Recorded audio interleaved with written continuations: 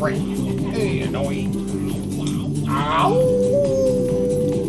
Synchronized, guys. It's the synchronized show. No, it's little friend. Hey, annoying. Yeah! Synchronized, guys. Yeah, it's the synchronized show. No, it's little friend.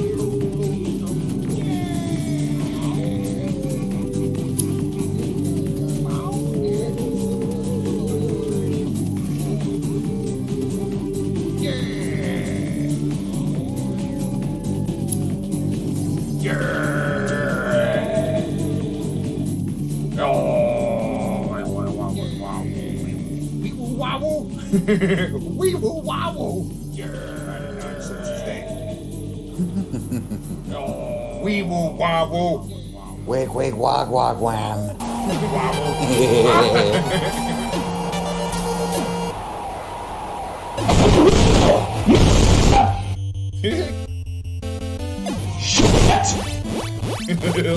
Shit.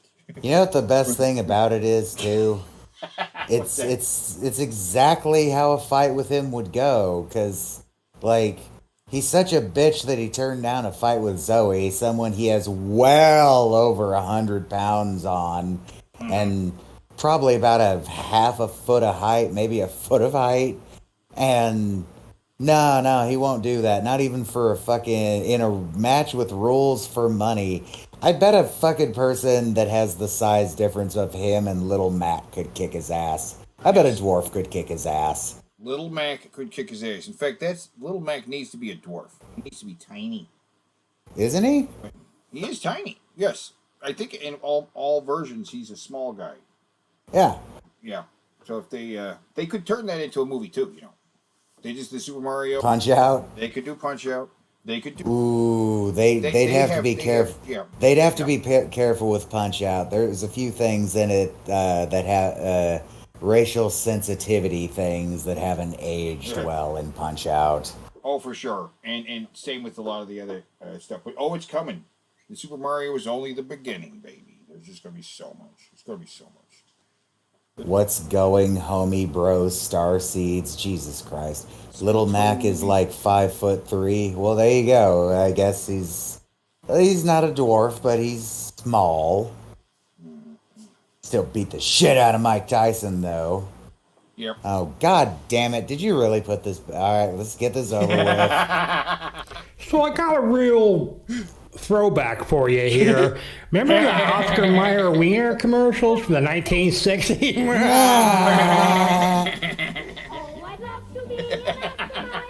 I would love to have a wiener right now. Oh, that wasn't you, Yeah, Charlie. me too. Surprisingly, that really, was, whatever, you know. it's like looking in. It's like listening into a voice mirror. Yeah. My poop turned blue. I don't like it. I get it. I get it, man. You want to punch me. Just like, come see me Green one time, and we'll fight. Yeah. I'm sure one of you creepy dickheads doxed me at some point. Oh, yeah, but tonight it's time. Oh, we're doing... This is the final last one. The absolute last collectible character card Clash Championship. Yeah, it's going to be the last one. This one is going to be the conclusion, right, of the K.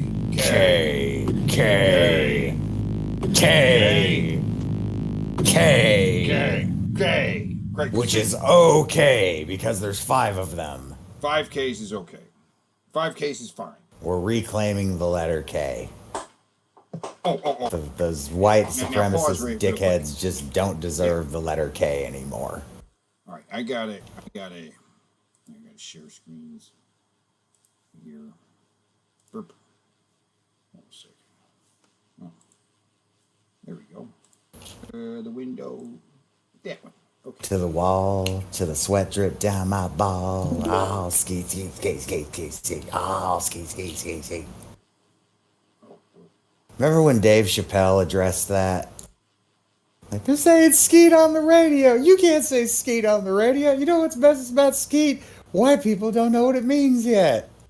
They don't know what it means. I still don't. What does skeet mean? Come. Oh, I don't know. I didn't know that. Yeah, No. it means coming. Skeet, skeet, skeet. Skeet means come. I didn't know that. Yep. I knew That's that just at the a time. Well, okay, so I guess I was more hip character to the card lingo. so he was saying come. You can't say that. Rap song. No, it's the fact that they were playing it uncensored on the radio because white people didn't know what the fuck it meant. Ah, well, that's why they do that. To get away with that shit. Yeah. And then you're saying it, right? I don't know what you're saying, right? No. I wish we could get away with playing that clip, but we'd get struck down by the hand of the YouTube gods. I would like to play some music. I would like to say we can't do that because of weird copyright laws. I mean, I'm working on it. I'm working on it. I got people asking people they know if we can play their music videos too. Twitch. I can't run copyright stuff on Twitch either. Can you? In fact, come to think of it, I know of a one-man band kind of bluegrass type fella that would probably let us play his stuff. I'll have my roommate reach out to him. There's probably some smaller bands we could get away with playing, but you know, It's best to get permission though. on rock and roll. That would be nice. A music episode. Yeah, I got some visuals lined up for like a rundown of rock and roll and shit, like studying. Okay, like a visual thing for Metallica. We can look at Metallica's albums, right? I also did The Doors, baby. Ooh, now The I'm Doors. I'm way more knowledgeable of the Doors than I am Metallica. Well, but it's also like a lesson, right? I did some research on the Metallica. I didn't know, so I'll do a little presentation on the Metallica Well, and the the Doors Doors are the Doors are my favorite band. Yeah, right. You know, But the Doors are hard to talk about without playing their music because, like, I think it was Jester I was showing the Doors to, and I was like, okay, what's like a good song to introduce you to them? And then I realized really quickly there is no good song to introduce someone to the Doors with. well, I think I know the best song to introduce people to the Doors. It's the song, first Doors song I heard. It was "People Are Strange," right? So I heard it in the Lost Boys. But People Are Strange doesn't sound anything like Break On Through, Light My Fire, Not to Touch the Earth, LA Woman, Roadhouse Blues. Yeah, And for that matter, none of those songs sound like each other. "Come On Baby, Like My Fire," "The End." Oh, God, yeah, the end is basically a beat poetry thing. Yeah, but it's worth talking about. And It is. that's what I want to do on the show is talk about stuff that's interesting and educational and stuff like that. You know. Mm-hmm. And yeah, talk about and rock and roll is history that needs to be taught, right? The history of rock and roll needs to be taught. I would say the history of music in general in this country should be taught. Yeah, in fact, yeah. Hold on a second. Fuck that. You guys, we're putting off the card clash for a second. It doesn't take that long to talk about the history of the Doors, baby. Light My Fire would be your pick. See, it's really easy to go to Light My Fire because it's their most famous song. But it also doesn't sound like any of their other songs. No, not really. And about 5.5 minutes of the 7 minutes of that song is a giant instrumental. Yeah. And people don't know that. Here we go. Okay, check it out. The Doors. here we go. Before we get to the card clash, let's talk about the important history of the Doors. It shouldn't take too long to go through because they weren't around as long as they should have been. Some of those classic '60s bands were only around for a little while, right? We're going to look at Jimi Hendrix too. Really didn't put out that many albums. You know what I'm saying? Mm-hmm. First off, in 1967, right, the first album came out. That was the self-titled The Doors, right? And here they are on the cover, looking sexy, right? And we flip it over and we see the songs that were on the first album. We got Break On Through to the Other Side. Right? Great song. Soul Kitchen, Crystal. The Great song. Ship. Great song. Mm-hmm. Alabama song, The Whiskey Bar. Great song. That That one's not theirs. That's a cover. Light My Fire was written by the guitarist, not Jim Morrison. Yeah. And then we got side 2, Backdoor Man. I'm a backdoor man. Right? Very That's there's sexual a element good there. song too. Is he talking about fucking somebody in the ass? Probably. That yeah. Men don't know, but the little girls understand. Backdoor Man! Which incidentally also flows directly into 2 other songs that they would release later. Mm-hmm. One of the end song being 5 to 1. And the end is the last song on the album. The ending, because and it's a long song, 11 minutes long. You got these other songs are like 2 minutes a piece, right? And then 11-minute crescendo to end the album. The Doors, the self-titled debut, is an amazing album. We won't find many rock debuts that are quite as good as the Doors. I argue maybe the self-titled Cars album is made. All right, the Cars album, amazing. It's like every single song in there is a classic. But yeah, the Doors. This is the album to have. I like. Let me look at the track listing again. I think I like every single song on this album. Yeah. Yeah, I do. Every single one of these songs is a 10 for me. Yeah. Ain't that awesome? This is a hell of an album. Right? All right, and then the next year, actually, no, later than same year, Strange same Days year, came out Strange same Days. year, yeah. And the album has People are strange when you're a stranger. Faces look ugly when you're alone. But It also has Love Me 2 Times, which is another song written by Robbie Krieger. Robbie Krieger tended to write the songs that ended up being hits on the radio. Yes, he was a better lyricist, I think, than... No, he was a more simple lyricist, and that's what made his music more digestible to the general masses. Right, and but you know, it's a good album, but not as good as the first album. And I mean, they even show recognition for the first album here on the back of the cover of the second album. There's the cover for the first album right here, right? Mm-hmm. Then in 1968, we got a follow up to that, "Waiting for the Sun." Right, they're waiting for the sun right there, looking right. I actually don't like that song. That No, is you don't one like of the songs. Yeah, Waiting for the Sun is a song of theirs I don't like. I think that song is actually not on this album. It's on like I don't think it is. I don't see it listed. yeah, it's on the next album. Is they have the song "Waiting for the Sun," which is kind of interesting. Hello, I Love You, another song that I'm pretty sure Krieger wrote, and another song that became a radio hit. Spanish Caravan. Yeah, I like Spanish Caravan. The guitarist showing off his flamenco skills.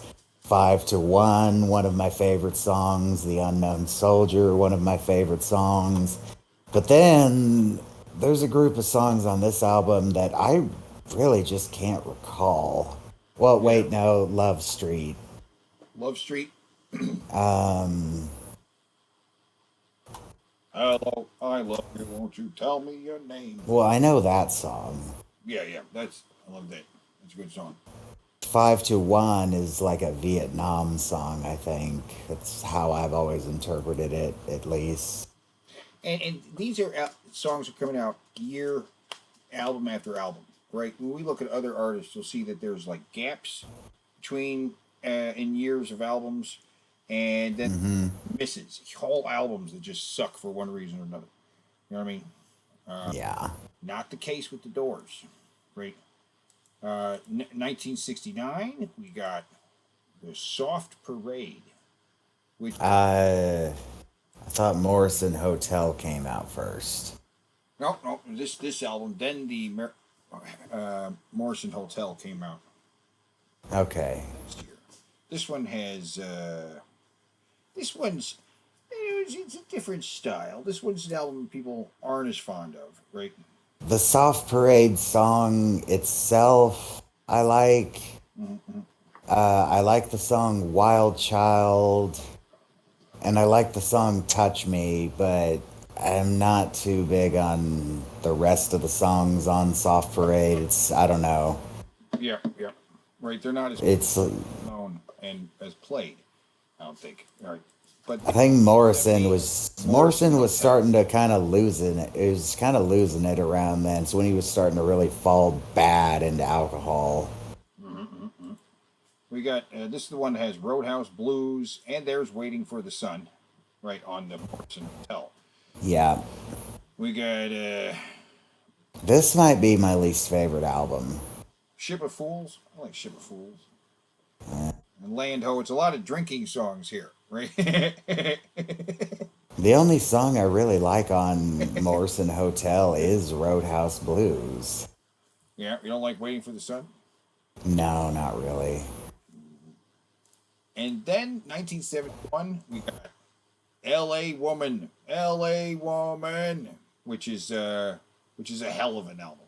Yeah, Fantastic let album. me find the track listing for that because there's a couple songs there I like. Riders on the Storm is the last track on them. Closes with Riders. Really, Riders was on L.A. Woman? Yep. God, that sounds so much like a fucking like early Doors song. Oh no, it's kind of a return to old Doors kind of sound with L.A. Woman. You know, Love Her Madly. I hate Lover. She's walking out. I the hate door. Lover Madly. Lover Madly is my least favorite song the Doors ever put out. If you Oh, don't really? count,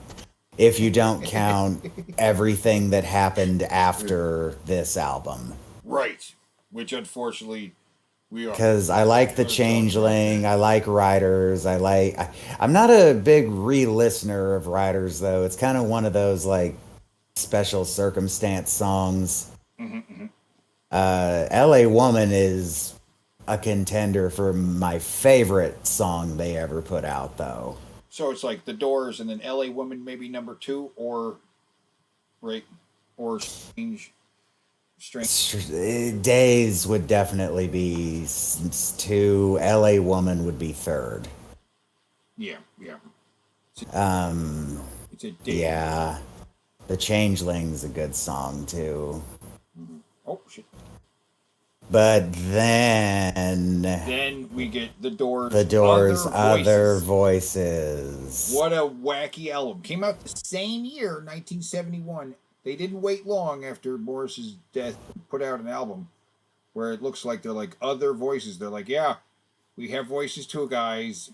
And the track list on is like, it sounds kind of dark. I'm horny. I'm stoned. Is the Yeah. tracks. Tightrope Ride. What's a tightrope ride? Killing your... Right. That's hanging yourself. I'm not being sarcastic. That's slang for hanging yourself. Hang on to your. So maybe it's a song about autoerotic asphyxia because it's called Tightrope Ride.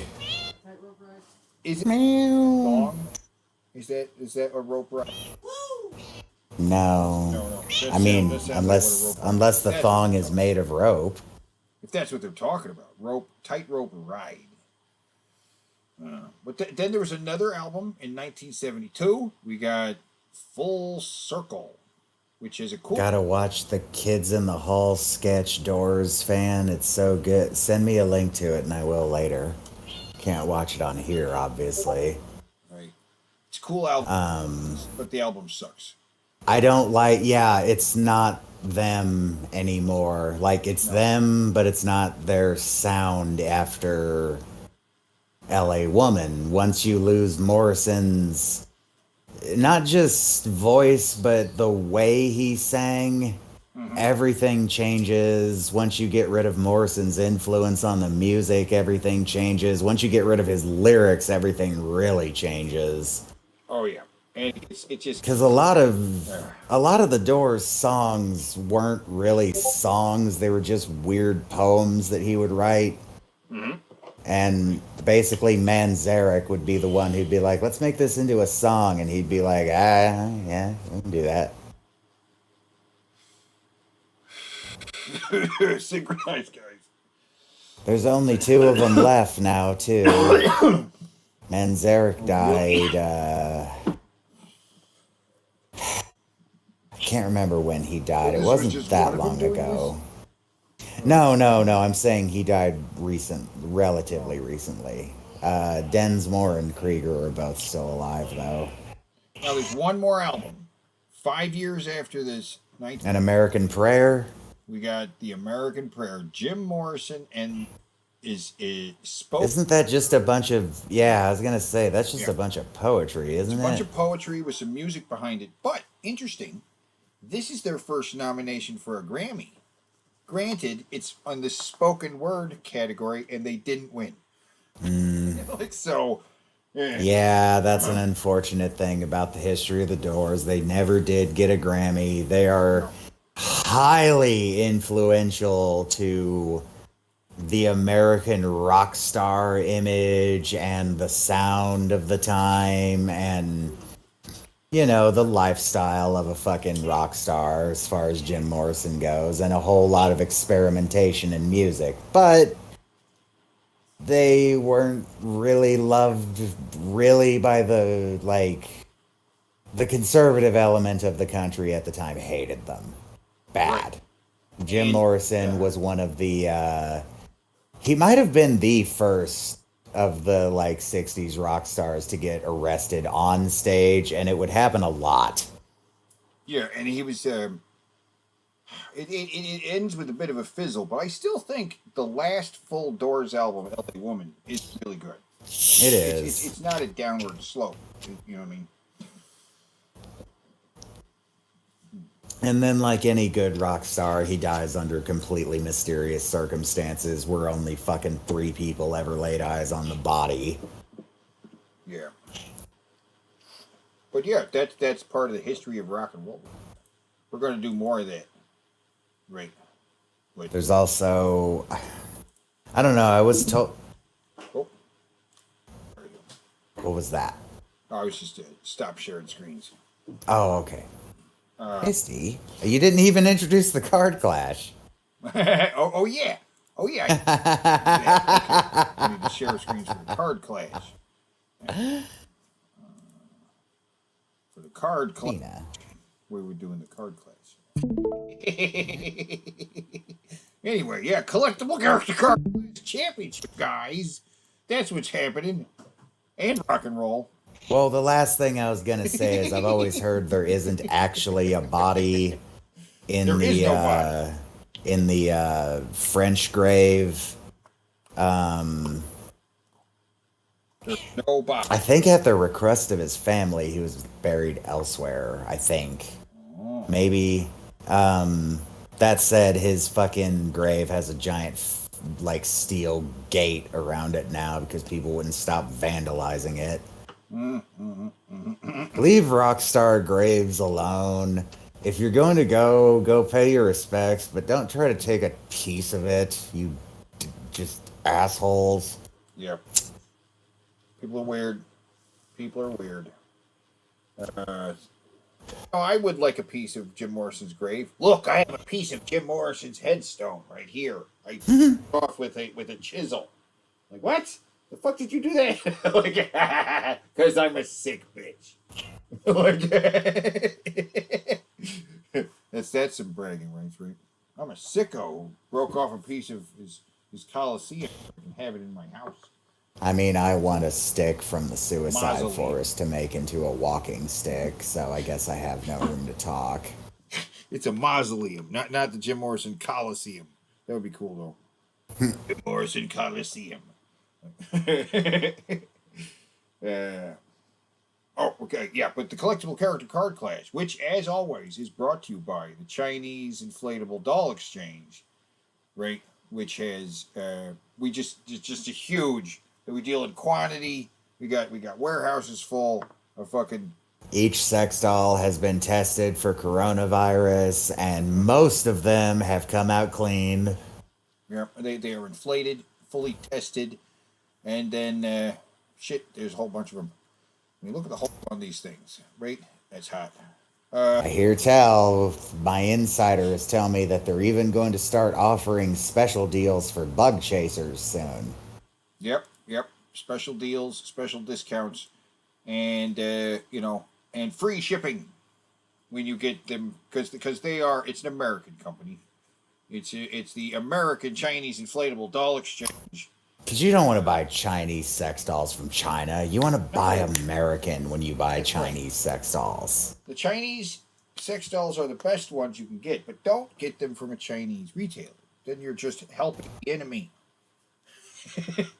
Get your Chinese inflatable doll from an American company that buys them in large quantities and passes that savings on to you. But they're Like always, enter promo code RKN420 and they'll send you a free bottle of lightly used lube. the used lube. It's been used before and then rebottled. Yes. They have this it's kind of like a small vacuum cleaner. It's a very amazing device. It reaches all the way up in there. Sucks out the lube and then recycles it. Right. Lovingly cleaned. Heavily used. And they're proud sponsor of the Collectible Character Card Clash Championship. And so we have had a whole bunch of these cards. There's a shit ton of them, right? And tonight is the last battle. This is the last battle of the cards before we begin another championship season with more new cards. But look at all these cards. There's so many. And we've had these guys battle all over the place in weird combinations. Which, the only reason the pasta dude ended up in the championship was because we put him up against the dangerous employee who was so incompetent he took himself out. It's because it's Jared. Right, but I mean, it wasn't the wackiest win. The wackiest win, I think, was Erotic Cookie got 0. He got a 0, right? Because Yeah, somebody last week said that the poll always gives points to one side. No, we had a 100% blowout win. We've had 2 now, haven't we? no, just the one. Just the one? Okay. For Slim Jim and the Erotic Cookie. Because there's no way the Erotic Cookie could win. The hand of God would reach down and eat him. So there's no way the Erotic Cookie can't do anything. Every commercial kind of ends with him being grabbed by a hand, no matter what he's doing. Not all of them are sexual. Not all of them involve a woman trying to fuck a cookie. But they all end with the hand coming down and just snatching him away. I will be right back. And then we had the double eliminations. Yeah, the double eliminations. We had Skipping Stones faced off against. Where's Dwayne? There's Dwayne. Dwayne. The stupid, retarded brother of Wayne from Wayne's World. That's the story. He says Wayne's brother. I think didn't Wayne have a brother in the movie? He wasn't somebody who just looked like Wayne with glasses. Like Garth wears glasses. Wayne doesn't wear glasses. Why is he wearing glasses? I don't know. But yeah, Wayne the knockoff Dwayne in a competition with Skipping Stones, the fucking rat, the sewer rat, who taught the Ninja Turtles kung fu. He sings a stupid song about fucking skipping stones. It was terrible, terrible. We're gonna have a competition with the losers. Losers like this stick it in your Sega guy who lost horribly, or Doug Walker trapped inside the parody of a movie he doesn't get. Give him a second chance. The awkward meat guy, the slow burn multi-dimensional child molester, right? Or the big bowl of beef chow mein. They didn't get the shot that they deserved. Hojo, we got to have a losers tournament where the losers, because Hojo lost the first match we put him up against, right? We put him up against where is he at? Skizzles, Skizzles. The guy from the Grill Skills video took out Hojo pretty easily, right? We got to have a round where these guys get to take it on again, because all of them have fought, except for a few guys here at the end, right? Few guys here at the end haven't had a chance. Squatty Potty been in the competition. Do You Want Taco Bell guy has not entered the competition. We haven't had the Cookie Monster of the Wharf battle. But these guys are like recent entrants, right? I have returned. So I'm just showing we have a few guys haven't competed yet because they're the newest entries, right? Like Cookie Monster of the Wharf, which I still disagree with that being an individual card. Just saying. Should also be Elmo in there. Yes, it should be a split picture image of Elmo and Cookie Monster. Well, he is Elmo. He's Elmo. It's just a palette swap. Just make him red, give him a nose. That's fine. That just means that the picture will easily look right. Well, maybe Elmo gets his own card, right? We have to. Okay, fine. We'll deter. You know what? We're gonna have a Cookie Monster versus Elmo fight. Sure, absolutely. In the future, the same guy. I'll explain how that'll work to you in private. And then we'll also have Brown, and then we're going to have another Brown. We could have Brown versus Brown. What's the other Brown gonna be? A coffin? Yeah, he's dead, but he could his ghost or something. I don't know. We'll figure that out too. And the Plot of God Caillou. I don't know Plot of God Caillou. I don't even know Plot of God Caillou. What to do with that. Why did you give Plotagon Caillou a fucking cards? You see, this is why you should hit me up before you make cards. Because occasionally you give a card to a character that it's like, what are we gonna do with this, man? I don't know what we're gonna do with the. I mean, granted. Hold on, wait. I will grant you that your reckless use of giving characters cards did result in one of the shockingest wins ever when Pasta Guy went up against Useless Employee. Yeah. Pasta Guy against Useless Employee. Strange. But that's how he ended up in the champions round, right? Which, okay, here's the bracket we made. We had to fill these. We had to keep doing the competitions to fill up all these slots, and we did it. And we did it. We had these were the champions. We had them fight, right? We had 16 champions. Skizzles and Hojo are both 1 seeds. What does that mean? That was the battle too. Skizzles beat the Hojo. Yeah, but Hojo needs another shot. We need have some loser competitions. We could have a tournament of losers. Yeah, like the best losers get to try again, right?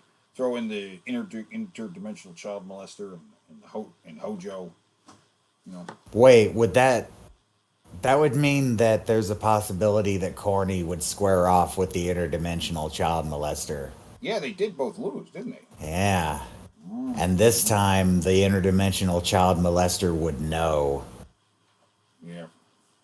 We're speculating on battles that have that are. Yeah. All right. Well, so we worked this one out. And went bam, gabam, and this is where we're at now. Okay, so we had, Jaguar Girl took out Dragon Master, and the Queen took out Skizzles, right?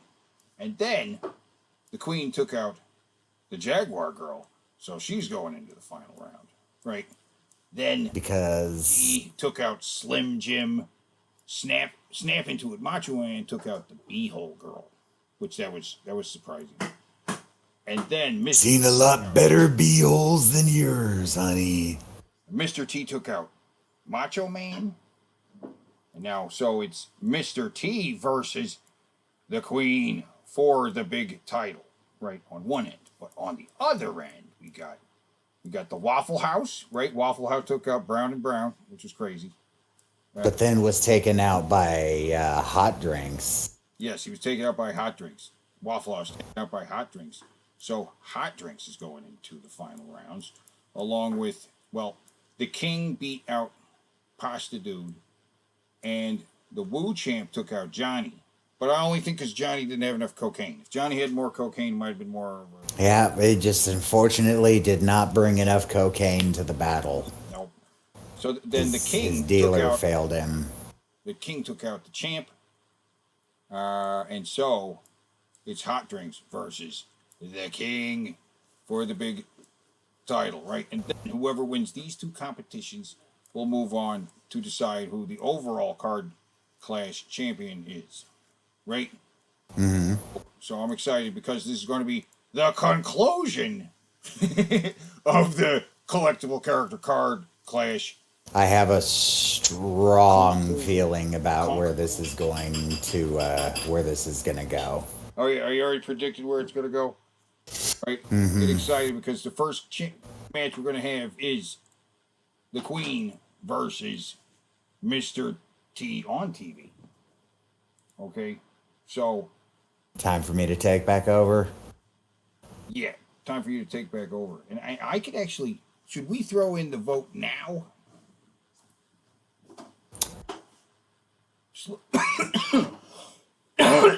I guess we could. Everybody knows. Yeah, go ahead and. Yeah.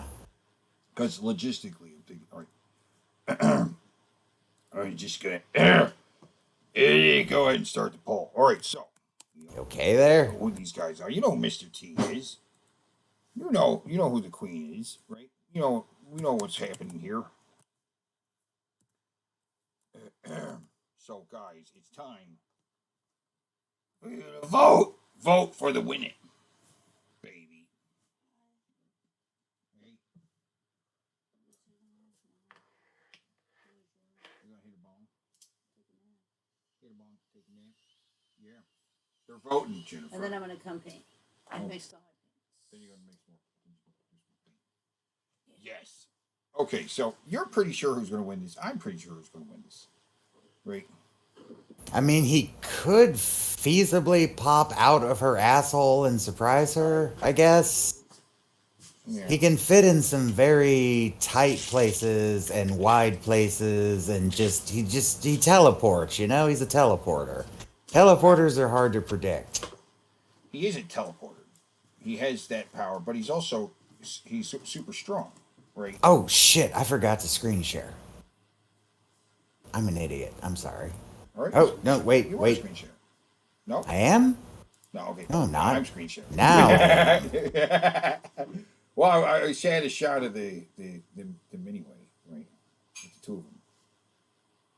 And they're voting. The flame. Yeah. There's some flames and things. I thought that was you. Anyway, there they are. There they are. Come on, guys, vote. You know who you love. Who do you love? Who loves you? And who do you love? What's going on? Hi, Zoe. And for that matter, Jester, since you have access, you're both welcome to come in and throw your input on who you think should win, I guess. This is the championship. We should allow our specialists of guests in. Yeah. We have the Sigmaloid by Mr. Hinky. So this is the largest size, which is medium large. Okay, let's see. Fucking thing. Circumference It's a tentacle. near base is It's a fucking tentacle. 8.75. Did I What? write that It's right? a fucking or what is it called? What's the thing with the sucker on it? What are one Okay, seeds? I'm curious Sucker mouth. if measuring it and Lamprey? pushing it down Lamprey? like that. Lamprey, little. Well, flat it's fish. like 9. It reminds me of a lamprey, too. A little bit of lamprey. Eel. And then the insertable length is 13. What? Yeah, that's good enough. Okay, this is a 75% soft. I love it. I love Mr. Hanky's toys. Actually, let me take this down real quick and make sure they do both have access to this room. I think they do. Things. Once I stretch my bottle. Vaculock, fucking amazing. I think I said that in my last review. I've tried the Vaculock from this and Railcock, and this one's better. Wait, And the Railcock is how does the $500. permissions in this So, one work? You know, take with that what you want. And What? I did this in my last video. Oh, it's Take with just that what you individual will, leave the users rest- approved. Yeah, okay, whatever. Got it, I don't got know. it, Maybe got I'm it. just making that all up in my head. Sorry. I know I just fucked Okay, up with you. so it's it's nice and squishy. I like to squish it. And then like so to squish. sometime okay, can you see is it, oh, it's not gonna focus on this. Yeah, it is. It is. It's totally doing it. Focus on this. It's doing it. I don't know if you can see it. It but is. the tip It has is. some texture totally doing it. that I can feel sometimes. And then okay, so these bumps, Yeah. which you've probably already been seeing. What- Wow, You this should have camera's pulled up the really good at video focusing of my the face. the one that starts with her cat in the background doing the Yeah. weird scratch, and she's all distracted by it. That's so cute. The cat. That is. I like that one. Okay, so once I got, I don't think it's going to matter much with the way the So- vote's going, though. I All right. We got to love show. this. We got to show Mr. So T in the video. fantasy community. Why is she kicking his ass? She's kicking his ass. Here, let's give Mr. T a chance. I'm Mr. T, and this is my night elf mohawk. Cut, T, there's no such thing as a night elf mohawk. Shut up, fool! Like I was saying, my mohawk storms through mighty forests on his frost saber. My mohawk. T, it's a warrior, not a mohawk. Well, maybe Mr. T hacked the game and created a mohawk class. Maybe Mr. T's pretty handy with computers. Had that occurred to you, Mr. Condescending Director? I'm Mr. T, and I'm a night elf mohawk. What's your game? World of Warcraft. Try it for free at warcraft.com. Didn't Ozzy do one of these? Yes, he did. Ozzy did one. He was like a wizard. Okay. William Shatner, I think, did one. Did he really? Yep. I don't remember that one either. At Funnovations Inc., we have an all-new tea machine run by Oh my Mr. T God. himself to make He our can best replicate teas himself. ever. Tailor teas make better fitting tea. From boxy to foxy. And a softer Mr. T. Oh my makes them God. softer teas. I sympathize with the fool who wears a scratchy tee. Okay, dude, T. Softer teas. I sympathize with. You already gotten in trouble plenty of years now for wearing like weird Native American stuff, but now you're straight up wearing dream catchers as earrings. Dream Come catchers' on, earrings. man. That's over the top. Be a little nicer to the natives. The fool who wears a scratchy tee. Tita, it's a total Trying to tea be more makeover. sensitive about that Buy a stuff. new best tea, get another one free. Old Navy, come fun, come all. Did you know there's no T in Skechers? Never has been, never will be. What you talking about, fool? Mr. T's always in sketches. T and D's sketches. T and D's sketches. Ah! T and D's sketches. T and this pair of sketches. There's even a T and D sketches. Sketches, Mr. T, sketches. I'm just saying people often misspell Skechers and put a T in it. Maybe they should think about changing it then. Skechers, no T, just comfort. I confess that gives all right, me a great. major Mandela effect because I thought there was a T in it too. All right, so there you go, guys. That is. She. That's all we're giving him is those two. Yeah, pretty much. But that's it. She. Oh, good God, she demolished him. It wasn't even fair. It wasn't even fair. Uh, All of 15 votes. well, the way that battle people played are out watching. is Mr. T teleported out of Kimberly's, I don't know, washing machine, and she pulled out her dildo chucks and whomped him right over the head with it. Then she stuck one of the bigger ones up his ass just to break his brain a little bit, pulled it out and smacked him with that one too, and sent him back to where the fuck he came from. Yep, just Dr. Rowdy. Whatever dimension he hops into to hop to other places. Or caved his head in. Some of those dildos have big nuts. And she destroyed. She sent me. He can actually replicate himself and regenerate probably, but she destroyed him utterly anyway, right? Because here's the key. Because the key is that he pities the fools, but Kimberly has no pity for fools. Nope, we've learned that. No pity at all for any fools, and that is her edge.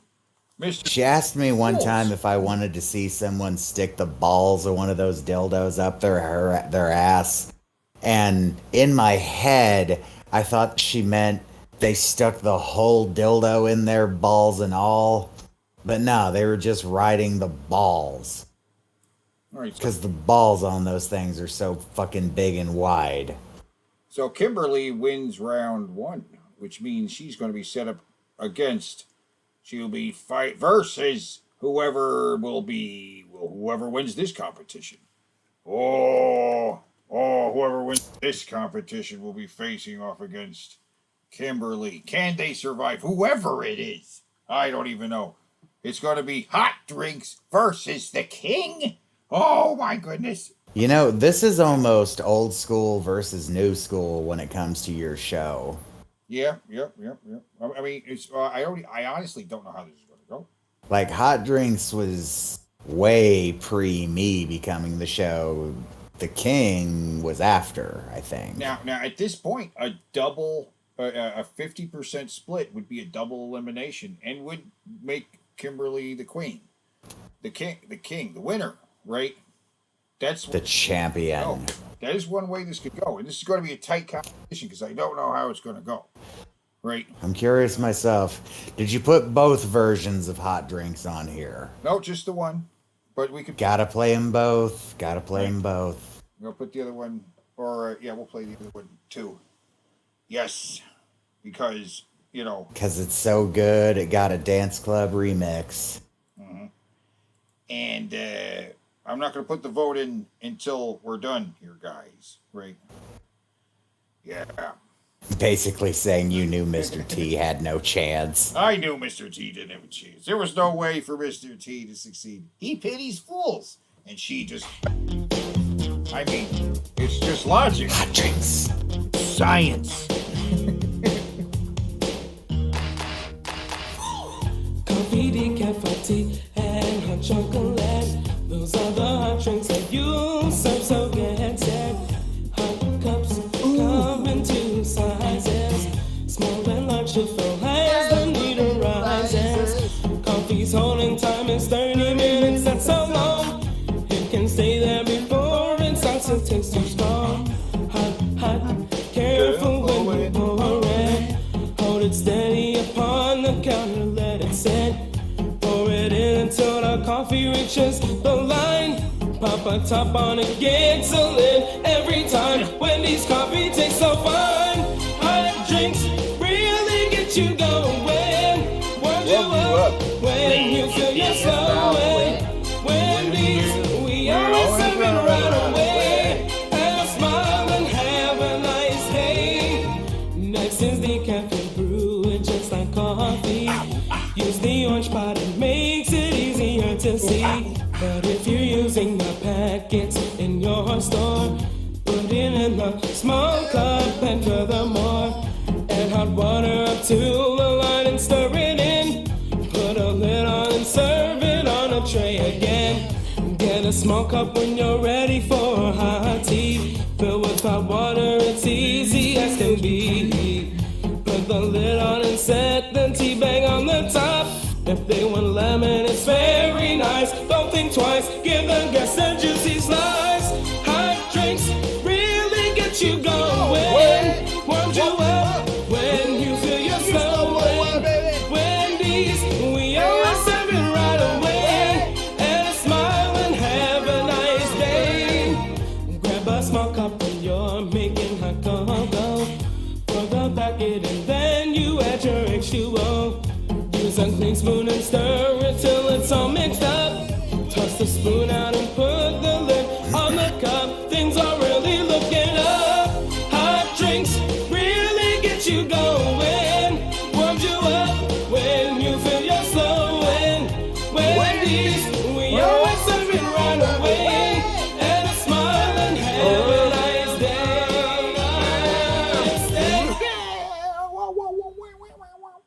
Yeah. And now for the other one, because someone forgot something. Oh, it's true. It's true. Oops.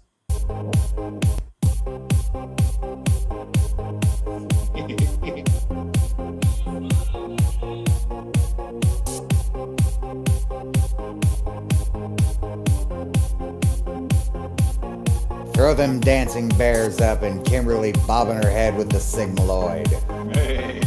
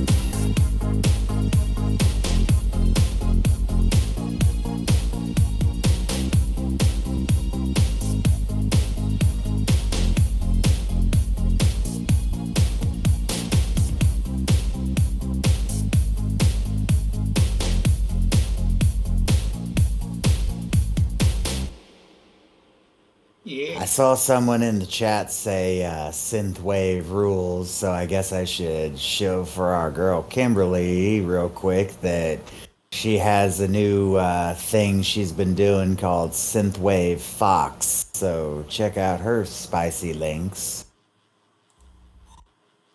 Yeah. Oh, here comes the other guy. Our other guy. And the other competitor in this here competition. Right? Is the Please coolness say it is of the Mr. king. Gary. Oh, it is the square it's the one thing. uncompared. It all comes down to this. I love this. You are one on thing. television commercials. It's the You one have thing. seen the people and they He's start doing sensitive to the heat. emos dance. This They may turn it be up because what they got. gets the king, right? Ooh, good Right. point. He is weak to heat. He's weak. Some emos. So guess what? This might be what gets Tell me him, what we right? have right here. So we have a sausage and pepperoni, Sausage and pepperoni. square, Square. thick pizza. Thick pizza. So this is the square, right? The thick crust. A lot of people like the corner crust, right? So right now, this is the sausage and pepperoni. This is the one that you all like, so good. Oh. Shoot. Shoot. Yes, the roof is on fire. I need some water. I don't want to burn. What are you trying to do? Why you did this on purpose? You're trying to kill the king. Yes, you are. Let me tell y'all something. I told y'all this is where y'all need to come. And you're going to bring this little cup of water up here to me, girl. Bring me some real water with some ice and a straw. Y'all done burnt my lips and burnt my tongue. Trying to do some good TV. Trying to put y'all on blast. And y'all trying to kill the king. Why are you trying to kill the king? I don't know what you're talking about. Let me tell y'all something. I don't know what you're talking about. We're here. We're at the Emos on the east side of Olive in University City. So I brought that up last video that he's been hit multiple times with super hot things. And yeah, hot things are Mr. Gary's weakness. For everybody that's greedy and can't wait for the food to get done. That pizza does look good. That's what happens to you. It's Mr. Gary, the king of hospitality. I got you people. Okay? Emos, University City, Olive East. Okay. Right? He Okay. sweats a lot too. He does sweat a lot. He's got definite weaknesses to heat. This is What do you say? What do you say? It's Mr. Gary, the king of hospitality. Why am I the king of hospitality? Because you said so. Y'all hear Chris Gaines is making a comeback. Chris Gaines, the alternate personality of Garth Brooks. No. Isn't that who Chris Gaines is? Yes, that's who Chris Gaines is. Yeah, that's crazy though. What's happening? No.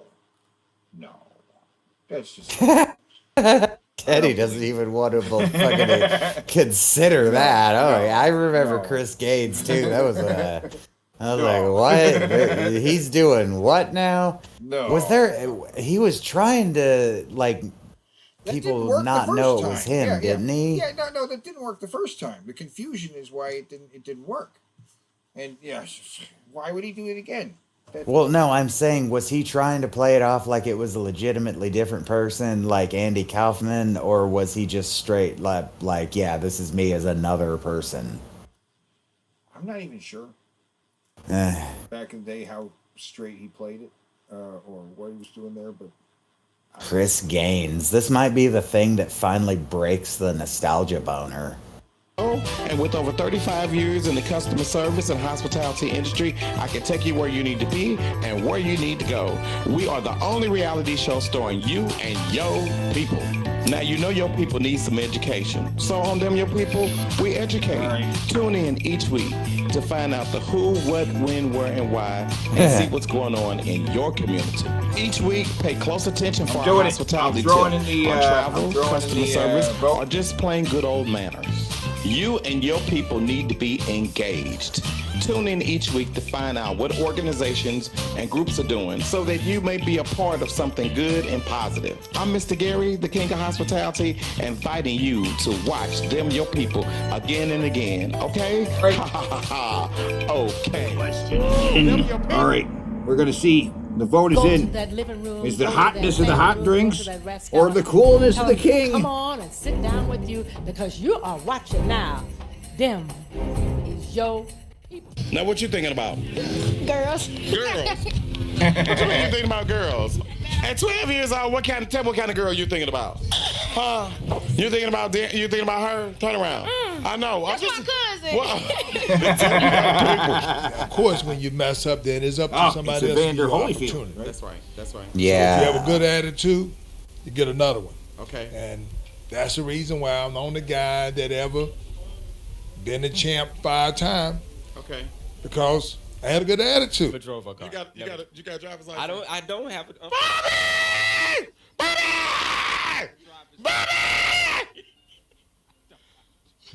Bobby, you ain't got no driver's license. Bobby, you don't have no car. You ain't got no job, Bobby. And you ain't got no money. It's good. It's you all doing what you do. Being out here, starting your young careers out to defend us, defend our country. You know what? Y'all must be our people. Lord, Lord, Lord. Pretty Roll, I think you're going to go down in history. Wait a minute, bro. What did you took out your teeth?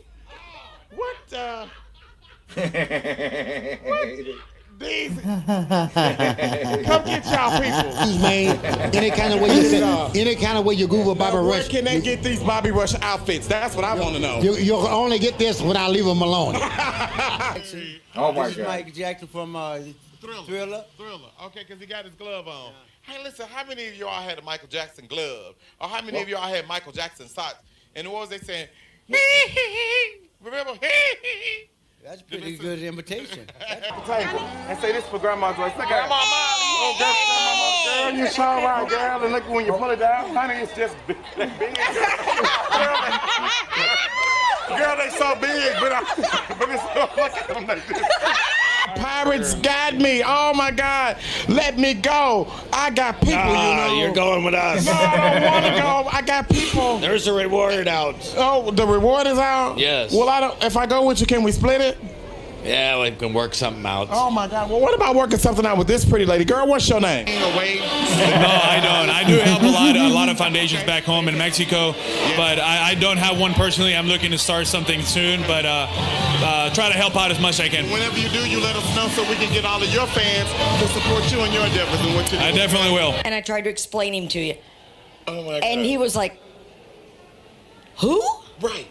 And I said, it's your people. Right. That's. And my husband's like, what? Right. Yes. And I'm like, damn your people. I wish I was an Oscar Mayer winner. Then I could laugh and sing. Kentucky Fried Chicken, we do. Chicken right. What is going on? How low can you go? All the way to the floor. All the way to the floor. All the way to the floor. Hey. Let me tell you something. One thing you know for sure, your people will show up and they will show out in that order. That's your other mom. She didn't even want to come on TV. In that order. Okay, we're going to try the pickle. Yes. Lord Jesus. This is lemon head. This lemon head pickle. Yes. Okay. It's a hot lemon head. Ooh, that's too hot for you. Come on up. You okay? Oh, no. You trying to kill me with this stuff. There it is One again. $7 dinner for The 2 tickets. It just went to you. Can't take Hey, to baby eat. girl, you going to go to Nashville. Oh, my goodness. Girl, you know what? I ain't nothing but the truth. What makes a football game so special when it's at Mizzou? The frat parties before. The frat parties before? And it sounds like you already been to the frat party because you can't even pronounce it. Yeah, exactly. Are you 21? No. Oh, my God. Oh, my God. That's why I talk about stuff with a good foundation. On our show, we educate, we excite, we engage, and we entertain. Guess what? I got y'all the trifecta, baby. He's doing it all for you. So what do you say? What do you say? It's a day of inclusion. We've got our city officials with us today, and guess what? Them your people. These are people, baby. But make sure that you let everybody know they can DVR us or they can go onto our website at www.themyourpeople. They can go to YouTube and check us out. This is the only reality show starring you and your people. So if you have a show idea, if you got a big event that's coming on, let us know. Hey, listen, if you are a small business or a big business and you want to advertise, you need Mr. Gary to come out and give you a little pump.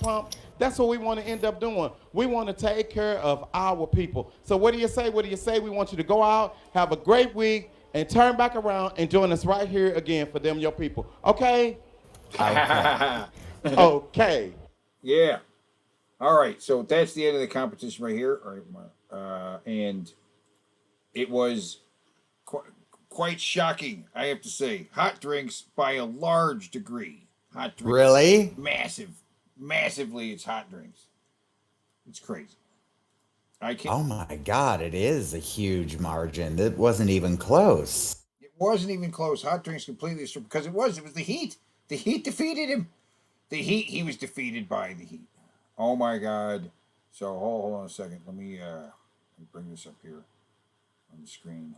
Yes, hot drinks completely destroyed the king. He's done. It's done. It's done. Oh wow, it's crazy. Okay, so now the competition is going to be the Queen versus. I have to announce that in the Discord. Yeah. The Queen versus hot drinks for the final competition. Oh my God. What the hell? Okay, so this is unprecedented, it's unexpected.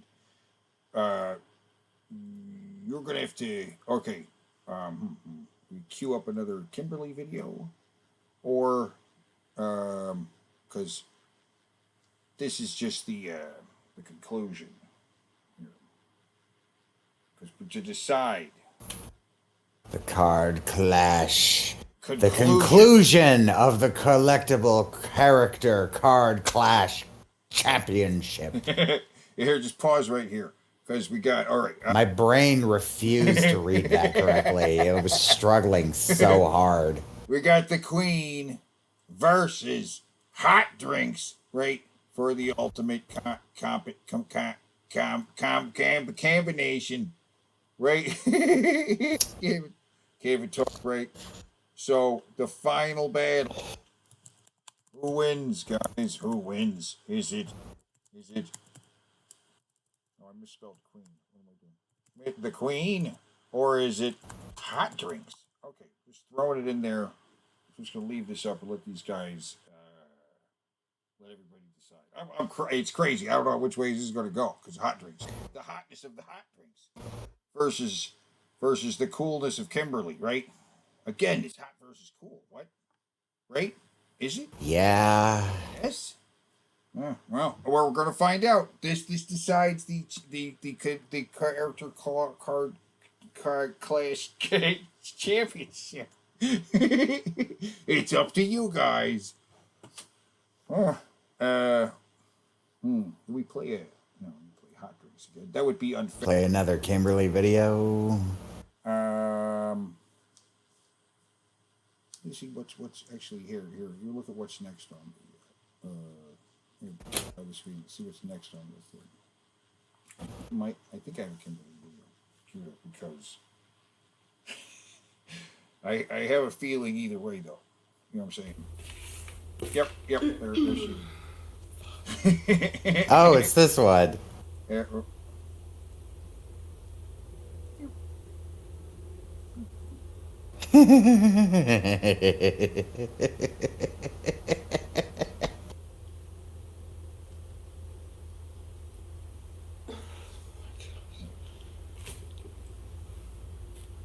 Oh, dildo peeling ASMR. I forgot that was the same video.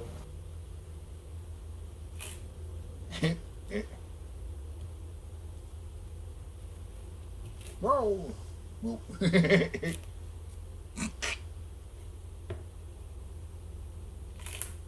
Yeah, turn up the volume, guys, for some awesome ASMR. Okay, I don't know how to make this so you can see them all at once. All right. You know what? I can't. So this is Wandering Bard. We got. My cat. I ended the poll right there. It's already. It's a thorough beating. It's a thorough beating. All right. It's. Oh, Let's see. it's just unfair. So, But yeah, Did she win already? this one's yeah, she my already favorite. won. It's that's Like right. total fucking landslide. Jesus. That's right. Okay. And This it one's looks like beautiful. I don't she know how I feel eliminated about. hot I've only drinks. done this one Hot drinks has vaginally. been eliminated, and that means that Kimberly is our character Clash card champion, right? Yeah. Defeated. She defeated Hot. The champion of champion, Kimberly Chameleon. That's right. She's our character Clash card Clash character collectible character card Clash champion, right? Which is very exciting. I'm very excited. Are you excited? I'm excited. I'm excited we finally finished this character Clash championship.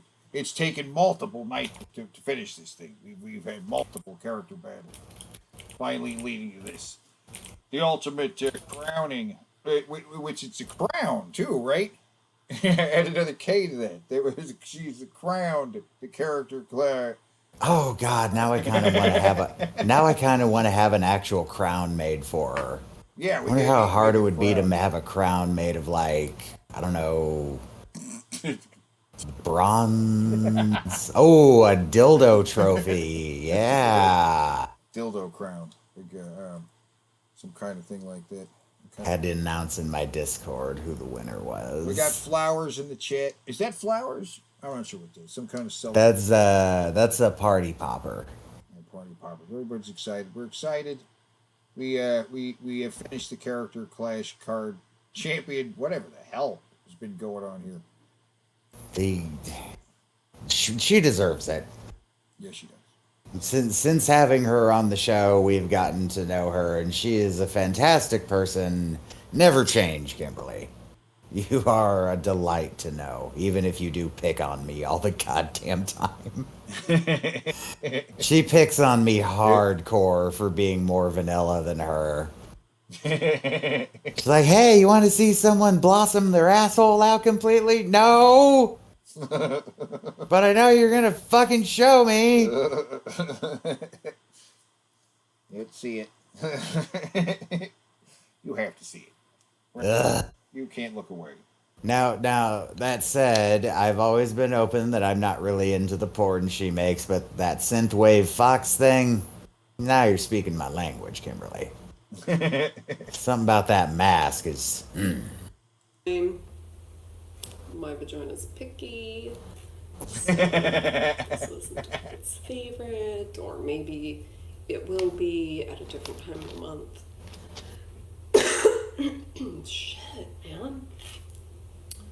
The rest of these. Babin, how you doing, man? But I haven't tried this one anally yet. So, but I'm just in time for the dildos. Like always, Brian Babin, you need to figure out some way to exploit this superpower you have, where you somehow always show up when the dildos are on screen every single time. It's like, it's the craziest goddamn thing. There's got to be some way you can exploit this. I don't know if you can see the shimmer. You have a sixth sense. I feel like I have to burp. A schlong sense, if you will. Oh my god, did you just hear my jaw pop? That happens. So these are all shot the drop except for this one. Okay, so here's Greg. Greg is fucking amazing. Amazing. She fucking loves that one. Okay, so since getting into lightsabers like I have, drop shipping means something completely different to me than it does to her. Oh, yeah. To her, it means once the product drops, everybody buys it. For me, it means people who buy Chinese shit and then resell it without ever even looking at it. Okay. It's weird how two different hobbies have the same word with different meanings. Kobold. The tongue. Is it focusing on it? And then Shadow Demon. Okay, yeah, so I love this one so much. And then I feel like, so this one is 0050. So, He's looking back at the kid.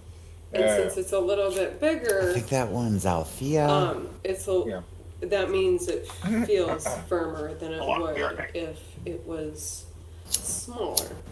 I believe this one is 0030. Love it.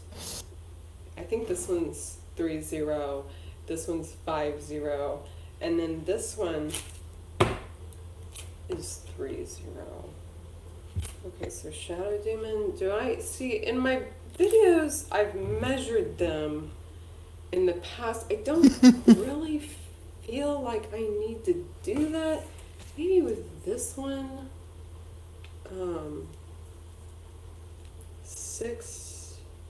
a little over 6 inches, and then 8 inches.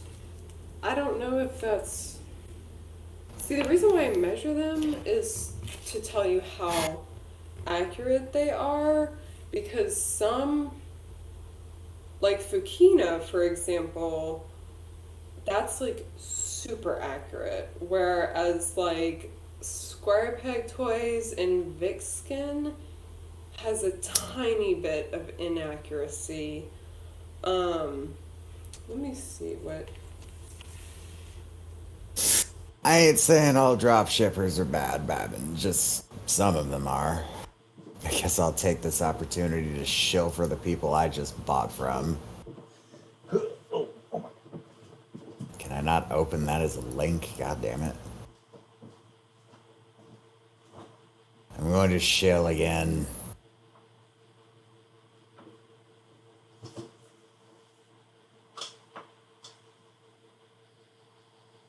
A mere month ago, all my lightsaber could do was this.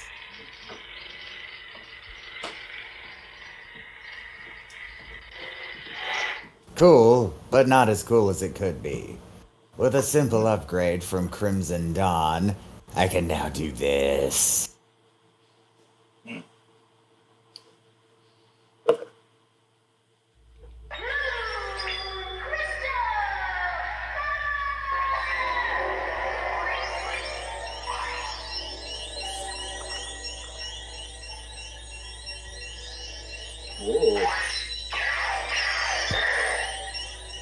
I have yet to find a detail about Fire Sabers that doesn't outdo Crimson Dawn in every way. So, if you're looking for the lower price stuff, Fire Sabers, go to them. Not sponsored, just a fucking fan. No. Not. Although you could sponsor me, just saying. Just saying. Yep. So that one's like 2 ticks below 9. Well, Kimberly won, and we've seen this video. Yep. But I wanted to show you something from old Jared. Oh no, we're on the bit now. This is stuff that can't get on YouTube, right? Not all of it, no. Is it bad for us to show it here? I guess we'll find out. Alright, you guys. Guess what fucking time it is. Why are we not seeing them? Sorry guys, I had to troll you there. Turn that down. Little bit of he right to your fucking ears, bitch. He says something about why he's not on camera. And sorry guys, I don't have my picture up. It's just I can't because of stupid trolls, because they get off to my face because they're a bunch of queers. What? So that doesn't make if any you're sense. new to my channel, that's the reason why. Anyways guys, I want to welcome you to the Babin, just out of curiosity, where'd you get your lightsaber from? Just curious, because that is a good price for a baselet. castle. And this, oh goddamn, bro, this level is truly something else, bro. This is the clock tower game, right? Yes, which I kind of want to play this now that I'm having a look at it. I don't think I've ever seen a point-and-click adventure game that had fully 3D rendered environments like this. That's kind of neat. Love it, man. Never gets old, son. Never gets old. What the hell is he talking? There. Alrighty. Let's just make it. It starts early. I just don't remember the exact moment, so I'm just letting it play. Oh my god. Alright, you guys, you're now surround sound. Also, you hear his weird dual-tracked audio. Yeah. Yeah, I don't know. Like he said something about I put the camera up to the microphone or the speaker, so he's recording the speaker from his webcam. It doesn't make any sense. No, it doesn't. I put the speaker up to the camera. Oh, right there. So here we fucking go. Good lord, man, the castle, bro. So my day was shit today. Here we go. I was just, I don't know, bro. It was just kind of one of those fucking days. For those playing at home, count how many times he says bro or homie. Do I want to get into it on camera? That's the question. Do I want to get into it on camera? You're not on camera. Bye-bye painting or picture or whatever that was. So the thing is this, guys,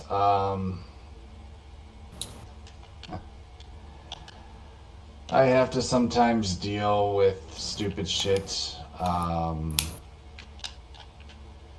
in terms of like law enforcement or FBI, and I spoke to someone from the FBI today, and sure enough, they were a dingus to me.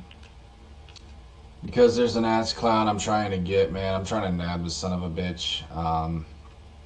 Only problem is he's in the fucking UK.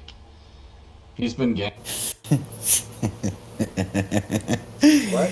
So he called the FBI to deal with someone in the UK, which the FBI does not have jurisdiction outside of this country. If anybody listening didn't know, they literally can't do anything about that. gang stalking me for a good few years now, and the only reason this guy is not behind bars is because he's in a fucking different country.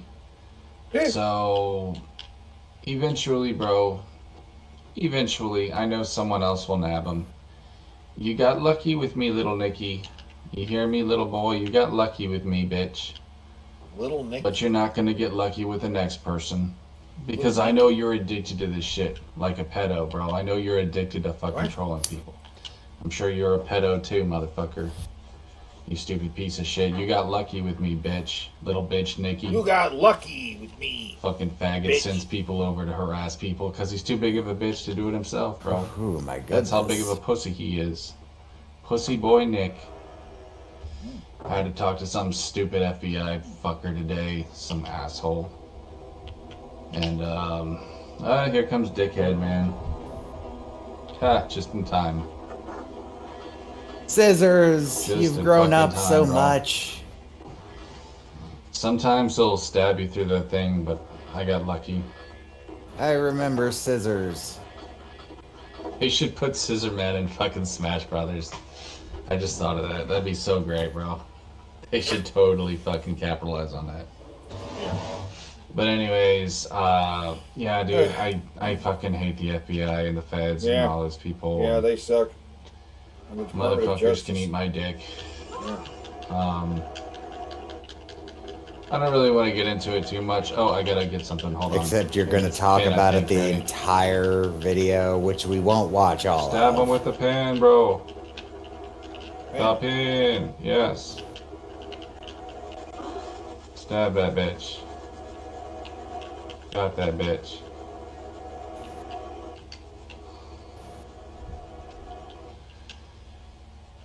So anyways, yeah, I had to deal with the fucking FBI today, and Stupid bullshit. They started giving me a hard time about crap. Here we go. You know, and it's like, dude, just mind your fucking business, bitch. You know, what I do on the goddamn computer is my own fucking business, bitch. I'm not hurting anybody, you stupid fed. Okay. That's what I wanted to show everybody. That's one of the that was a very telling statement. That sounds like he shot himself in the foot completely and maybe said some things he shouldn't have said to an FBI agent. Like, so why are they fucking with you so much? And then he maybe gave the wrong kind of answers.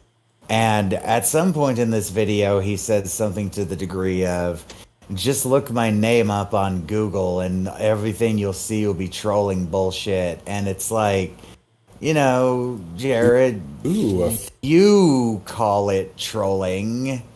We all call it proof that you're a fucking pedophile. Like, I was discussing this the other day, that it's inaccurate to use the word evidence at this point. Evidence suggests that it's something that only hints that it could be true, but there are so many instances that are just flat out proof.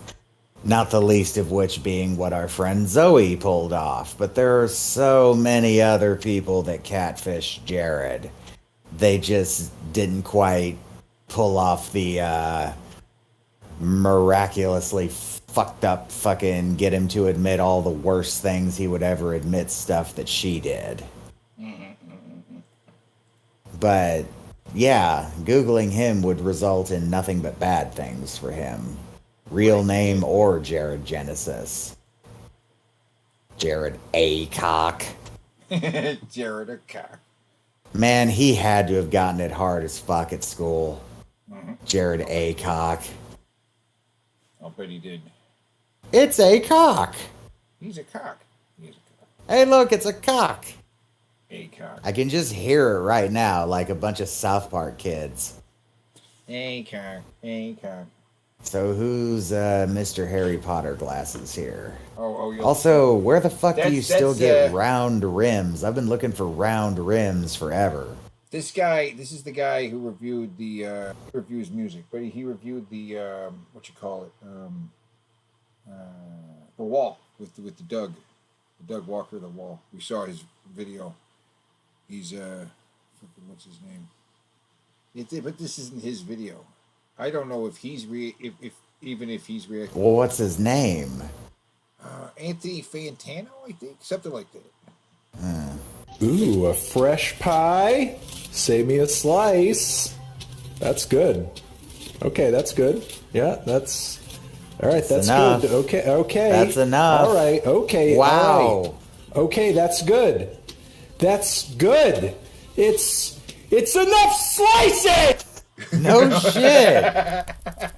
Okay. All right. No, that deserves a replay. A fresh pie. Save me a slice. That's good. Okay, that's good. In fact, Yeah. wait a minute. Wait. No. I'm starting over and I'm counting. Ooh, a fresh pie. Save me a slice. That's good. That's good. No. Okay, that's good. No, that's yeah, not good. that's... No. All right, that's good. Okay. All right, okay, all right. Okay, that's good. That's good. It's enough slices! That was 16 slices. Creating, I don't know how many pieces. I guess it would be 16 times 4, wouldn't it? I guess so. Or... I guess, no, I don't know. I suck at math. Okay. You are not ready. You are not ready for what we're about to see. Okay. I temper my sense of decency and anticipation. Every time you say that, it's always either something completely awesome or completely awful. All right. There's no in between with you. Orange groves, beaches, gunfights, riding porpoises, I first discovered Florida Land as a tourist, being taken there by my parents in the mid-1960s. I remember shooting some home movies, seeing the dolphins splashing around in their pool, the Indian fire eater, the Western shootout, all the tacky treats that they had there. Florida Land was one of the last vestiges of old Florida, which has now basically completely disappeared. It's the porpoise pool, and what a great playmate he's found. The dolphin show entailed a lot of things that you don't see in dolphin shows anymore, like dolphins wearing floppy hats or dressing up in hula hoops. My name is Malcolm J. Brenner, and this is the story of how I fell in love with Dolly the dolphin. No. Now you've heard the story behind Echo the dolphin, right? No. It's a story of a woman who had sex with a dolphin, but it was more like she was masturbating the dolphin in order to get the dolphin to do things, right? Uh-huh. Experimenting with dolphins. But this is not this story. It's another story. Apparently several stories about people fucking dolphins. Did you know that Olivia Newton-John fell in love with a dolphin? What? Yeah. Actually, here, Google real quick. Just go images. Olivia Newton-John dolphin. All right, Olivia Newton-John. You know, from there she is, and then dolphin. Right? There's a dolphin song. We're not going to play that, but look at the images. Just go to images, and she loves that. She fell in love with a dolphin. She wrote a song for a dolphin. All right, like. Apparently this is a thing, and this is a guy. The other stories were about women and dolphins. This is a guy and a dolphin. All right. Okay, let's do this.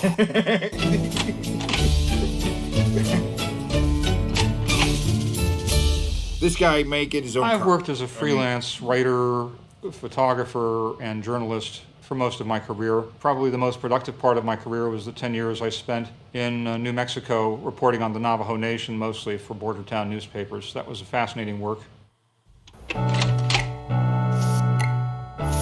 was the early 70s when I was going to New College. I was asked by a woman writer to take some photographs to illustrate a book that she was going to write about the dolphins at Florida Land. It was my first professional gig, really, as a freelance photographer. I met the author at her house in Sarasota, and we took her boat down to Florida Land. When we got out of the boat, we were standing on the dock looking down at this dolphin. She stared up at us, and we stared down at her, and the writer said, "This is Dolly. Malcolm, meet Dolly. Dolly, meet Malcolm." There were no intimations that this dolphin and I would become lovers eventually. I was fascinated. I'd never been that close to a dolphin before. I was enormously interested. I slipped into the water with her. She wouldn't come anywhere near me, of course. Dolphins are usually suspicious of strange people. She stayed on the other side of the pen, and then the assistant trainer began urging me to swim out, to take the first move, to be bold, So I struck out to the middle of the pen and sort of chased her around for a while, and finally we ended up in the shallows. Very slowly, she came to the point where I could reach out and touch her. I started rubbing her forehead. She seemed to enjoy that, so I started rubbing her along her back and working my way towards her flukes, her tail. And as I was rubbing her and moving my hand towards her tail, Dolly was slowly rolling around her long axis, so that by the time that I got midway down her body, I was rubbing her belly instead of rubbing her back. And she swam forward a little bit so that I was rubbing her genital slit, and then she stopped moving. And I thought, oh, this is embarrassing. I just didn't think that that was the kind of show that, parents would be bringing their kids to Florida Land to see.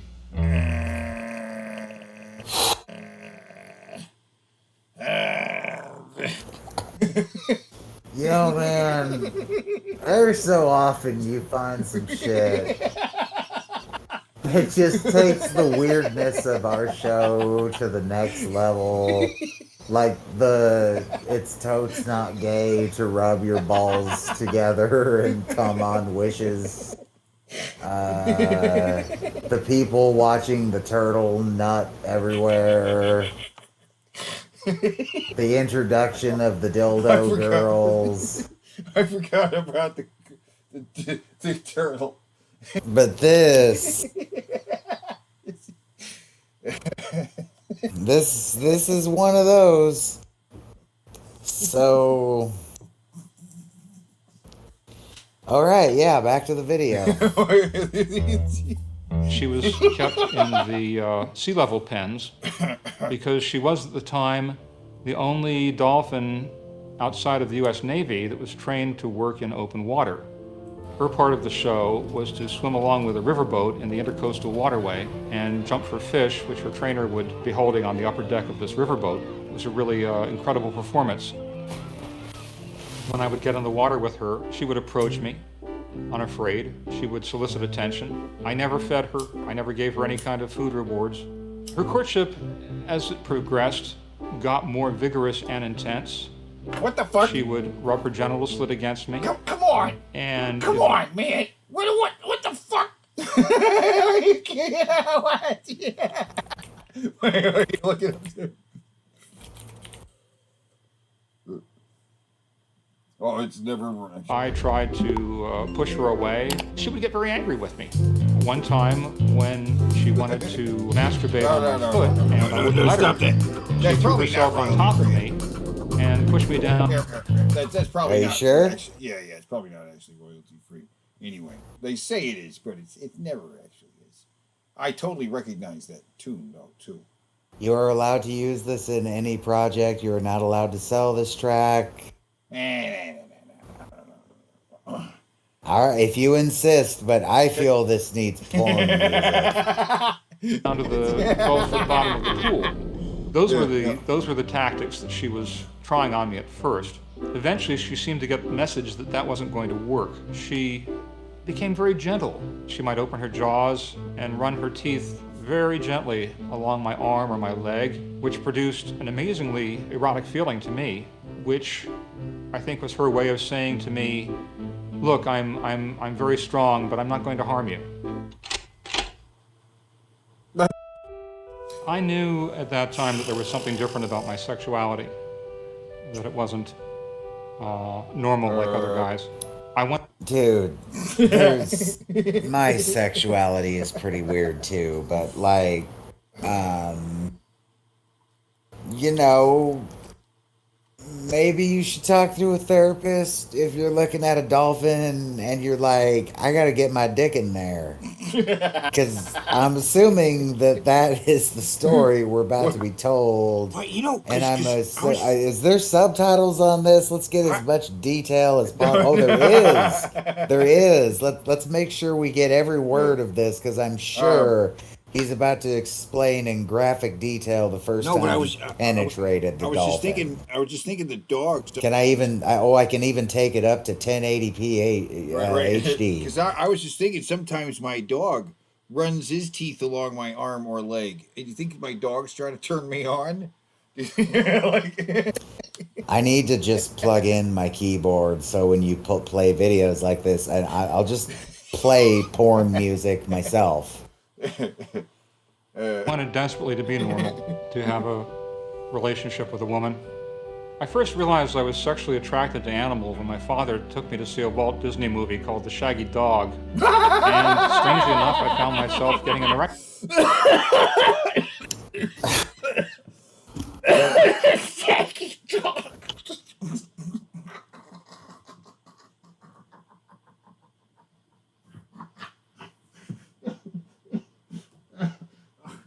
Yeah. Okay. I don't.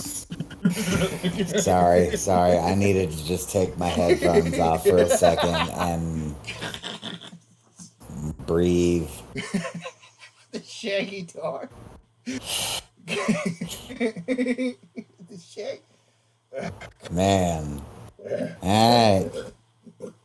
Erection at 5 years old. After that, I was aware that there was something different about my sexuality. Zoophilia is Greek for lover of animals. A zoophile is someone in contrast to a bestialist who might just have sex with an animal and walk away. A zoophile is somebody who has tender or caring emotions for their animal partner. Okay, I will confess, I have always been curious what the distinction between those two paraphilias were, and now I have the answer. Well, there you go. There's My first sexual learning. encounter with an It's animal educational. came when I I was like about 11 or educational 12. programming. I tried to have sex with the family dog, which was an Oh, actual Well, poodle. I've Oh, always my noticed in the God. study of paraphilias. Oh, God, that poor dog.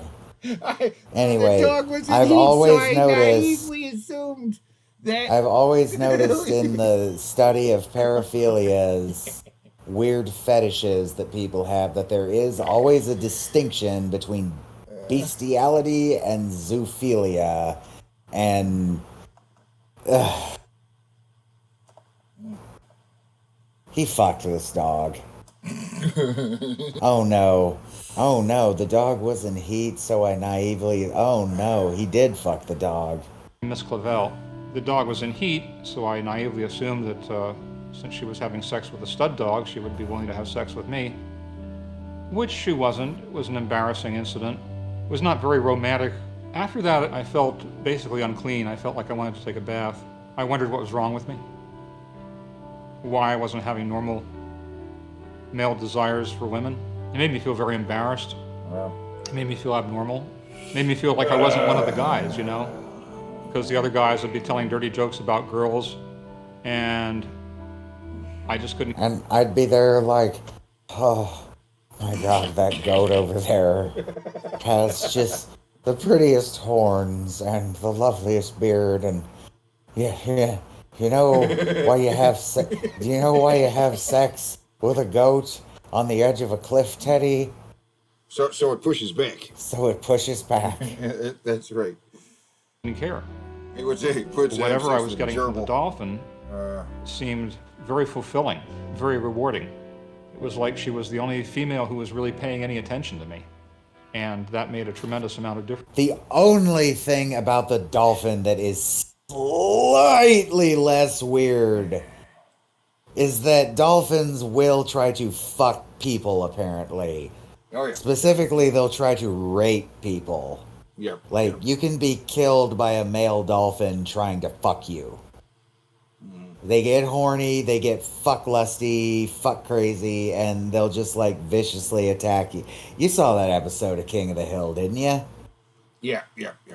Yeah, that's based on something male dolphins actually do. Female dolphins, though, I just don't know.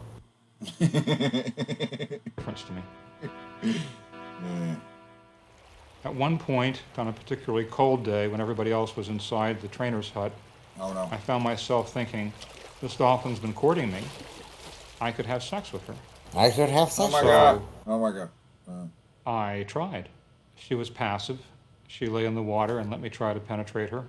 Oh my God. And I couldn't do it.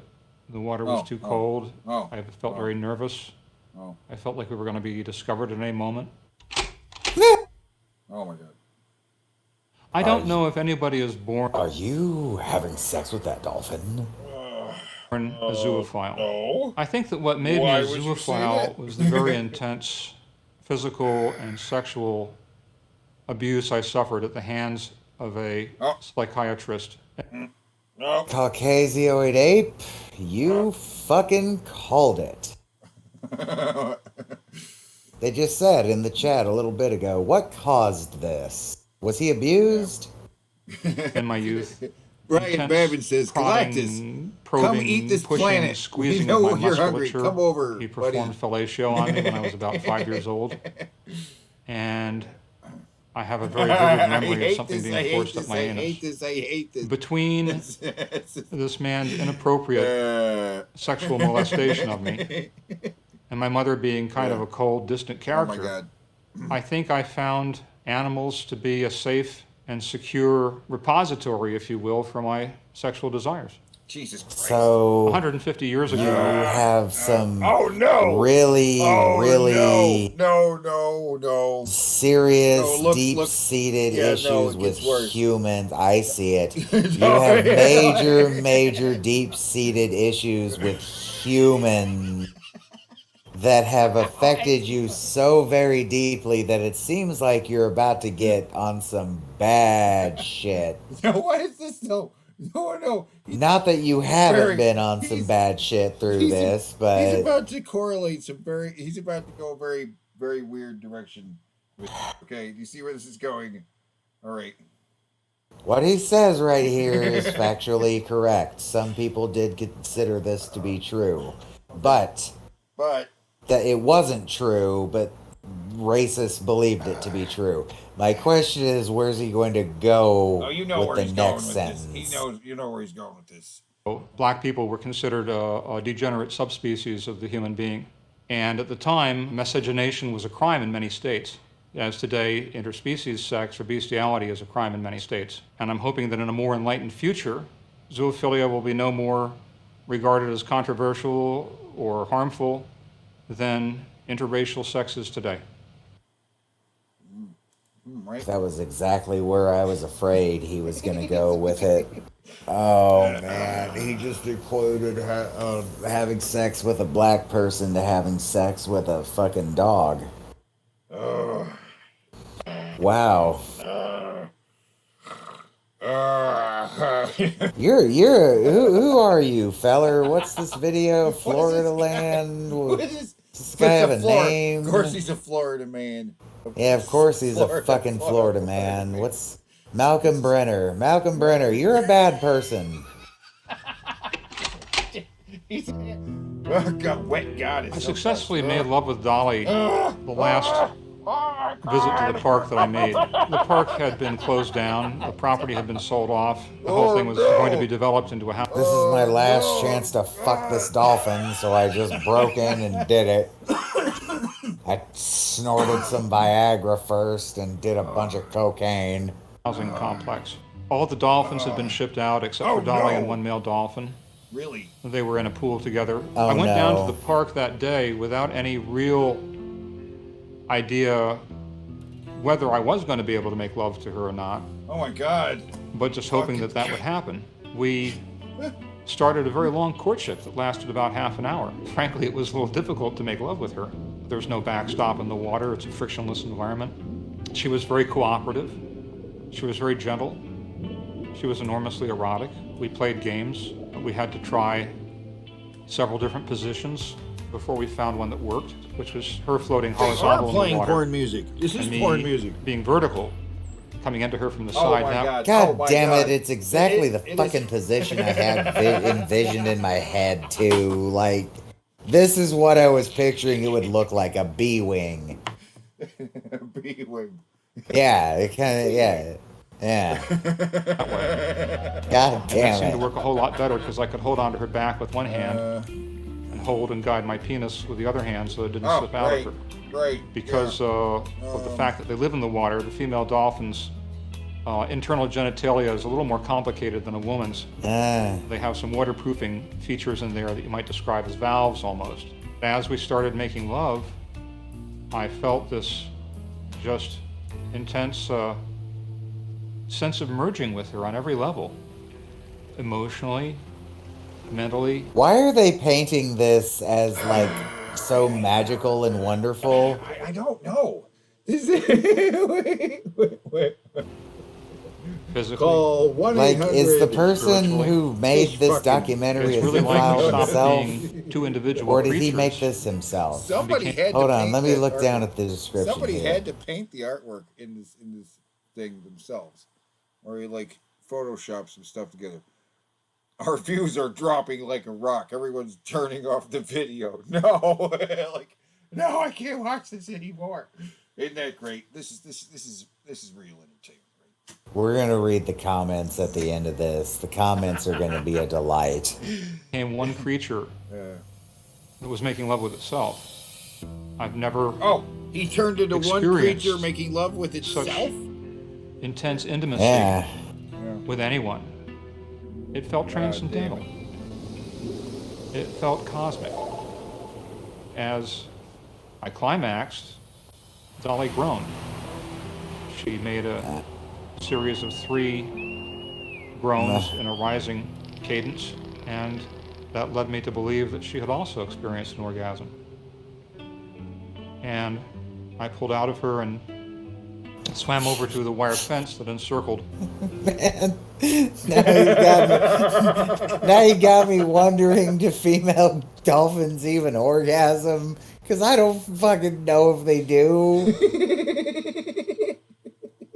The pool, and Dolly swam up to me. She laid her snout on my shoulder. She embraced me with her flippers, and we just stared into each other's eyes for a couple of minutes.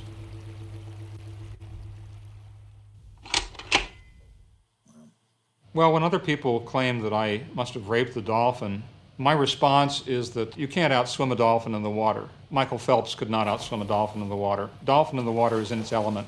We spent half an hour in courtship. If it had been rape, it would have been easier for her to stay in the pen where the male dolphin would have protected her from me. Instead,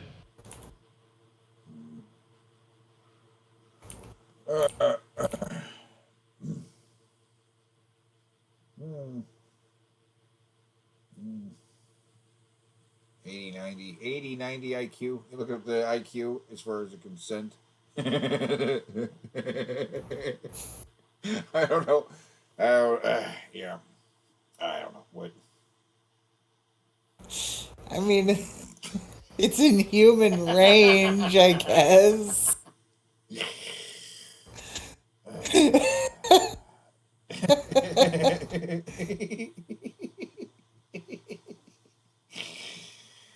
Oh, wait, no. Now I'm seeing 58 to 45. That's really low. Okay. The average human IQ is between 80 and 120. 80 being considered like you're, a little slow, 120 being you're gifted. Above that, you're a genius. Below that, you're, disabled.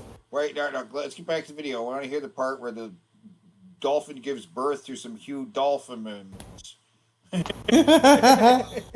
she chose to squeeze between a couple of boards and get into another pen where we had some privacy.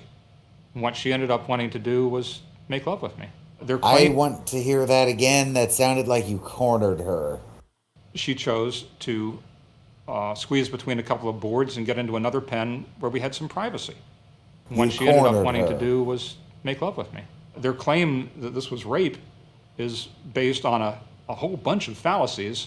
I couldn't find any moral or ethical objections, and I still don't.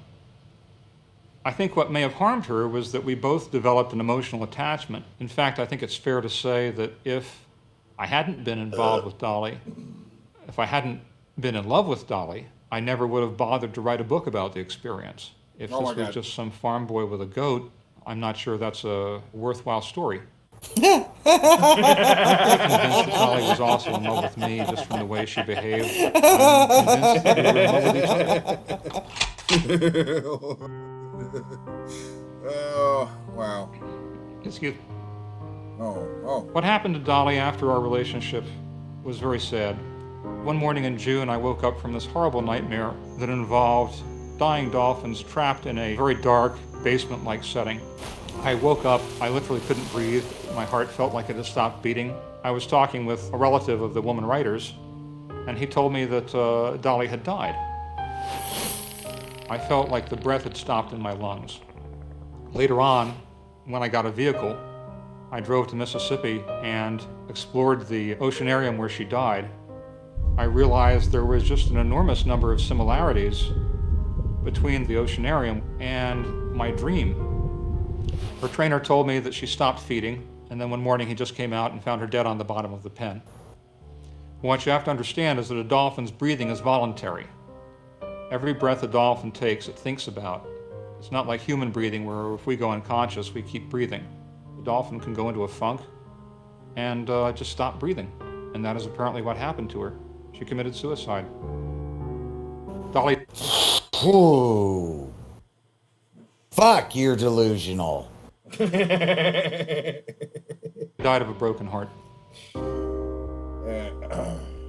I do feel a lot of responsibility for Dolly's death. I feel like emotionally I should have been there for her. I feel like in a sense I abandoned her because I was too concerned about the feelings of weirdness I was having. I was very much in love with Dolly. I think I was probably more in love with Dolly than I've been with anyone else in my life, and less able to be aware of it at the time, just because of the strangeness of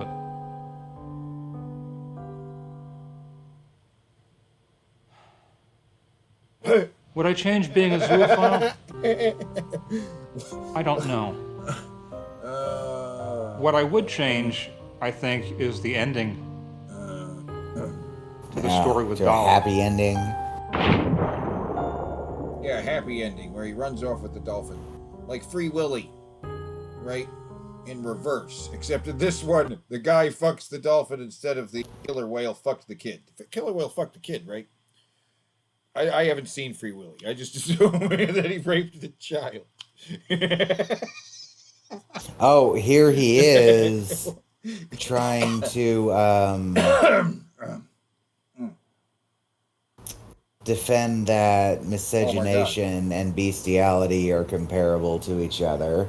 I'm going to add this public comment and hope I can pin it to the top of these comments. I'm not racist, and my comment comparing miscegenation and bestiality has been widely misinterpreted, and I might add, widely shared in that form.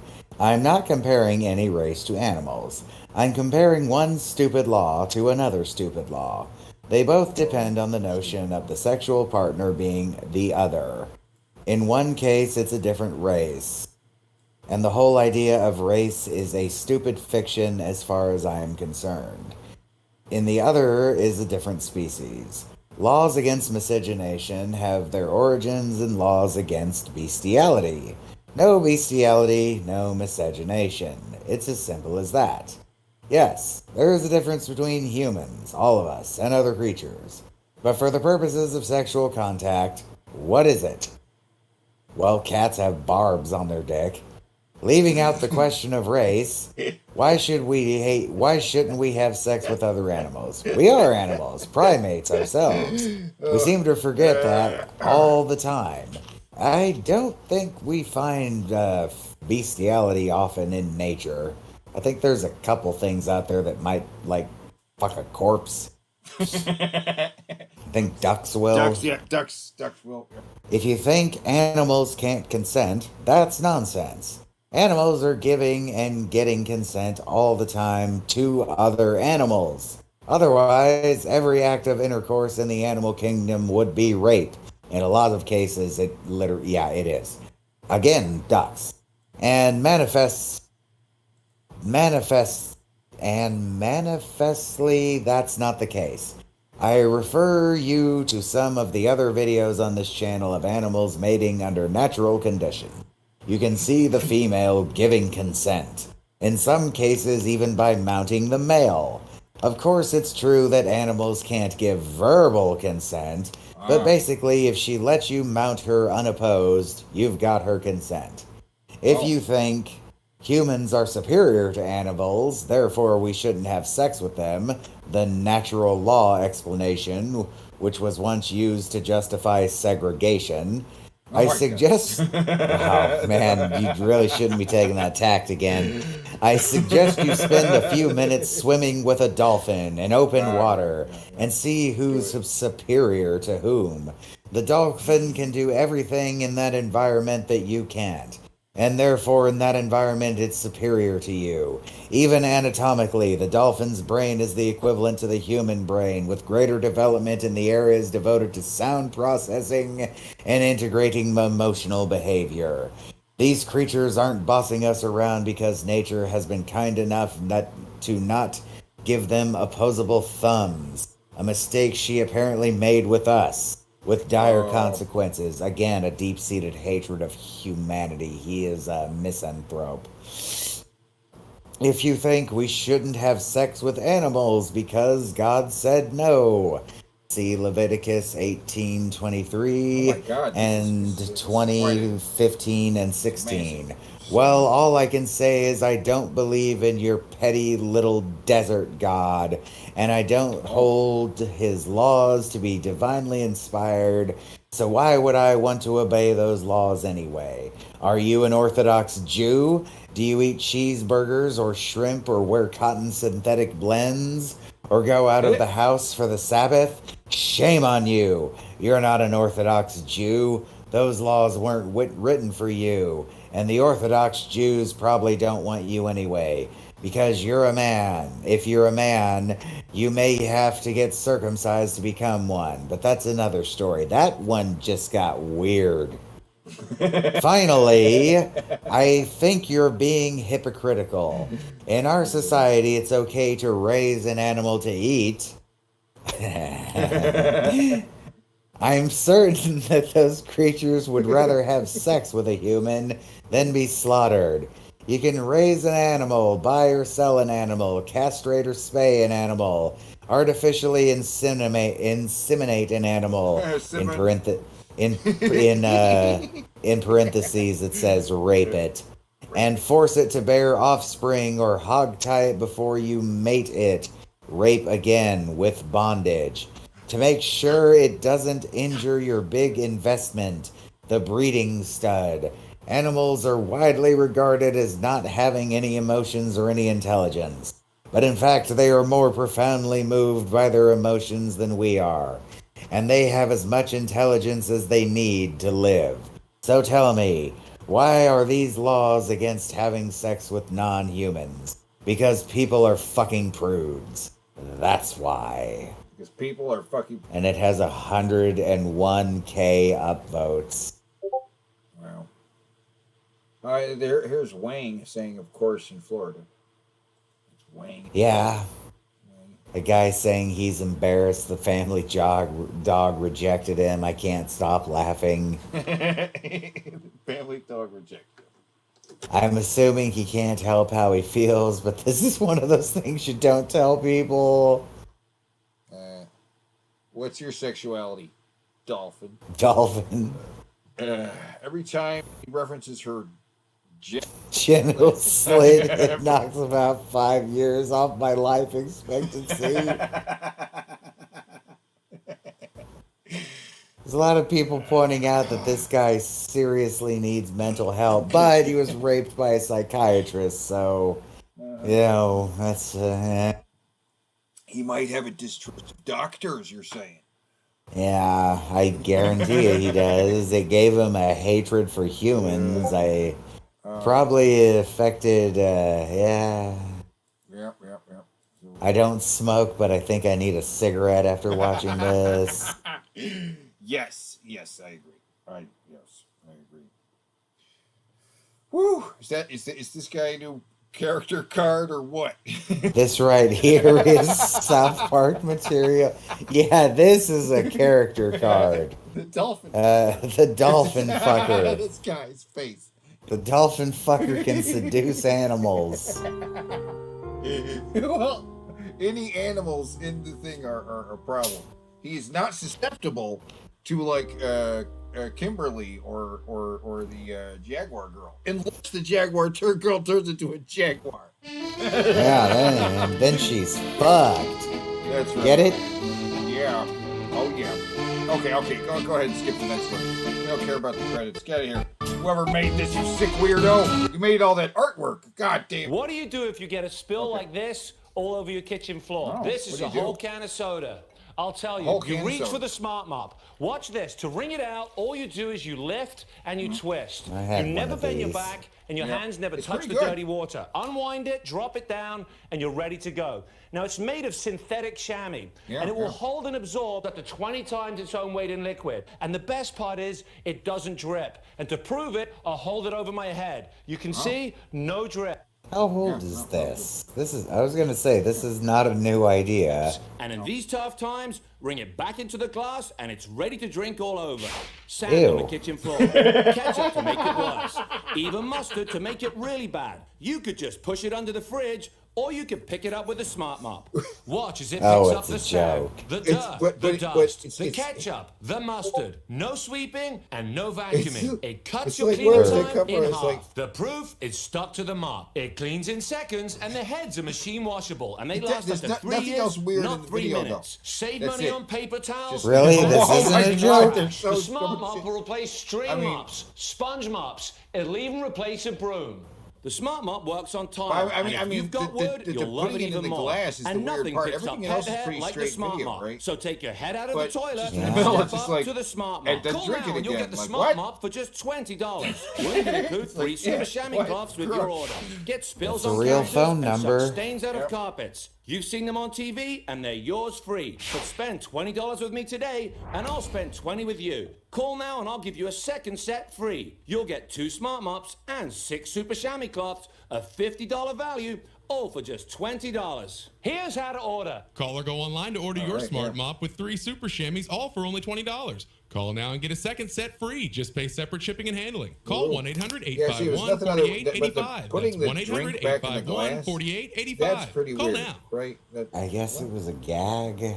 Why am I a guinea pig? Why? Oh, God. You know Pepsi, so let's see. Is it that other soda? That says she knows disgusting Pepsi. Soda? Oh, these aren't all gross ones. No, it's just regular soda. Okay, you start from your right side. Your right side. I've seen that peanut butter and jelly one. I want to try that. Ooh, I do, pumpkin too. pie sounds good too. Pumpkin pie, right? You would like both of those. Oh yeah, I would totally try And those. the middle one, I thought it was lemon because it's yellow. What's the matter? It's actually Buffalo wing soda. It's not. Sorry, what? It's actually the middle one. I thought was lemon, but it's actually It's Peeps. It's Peeps, yeah. I would like to try. See, the problem with all of them is I can't have sugar, and soda's real bad about that. Though I guarantee you those not giant name brand sodas have way less sugar in them than the other ones do. But the Peeps one, there's no diet one. I don't think it's going to be good. I'm just curious and want to try it. I think that's your Pepsi. It's not my Pepsi. Oh no. Okay, take number 2. No. Oh. You didn't taste enough. No, more. I didn't even see you go up the straw. It did. No, it didn't. It didn't even go up the straw. It didn't even go up the straw. What the hell is it? Is that your Pepsi? No. You're making me get teary-eyed. Okay, now taste that one.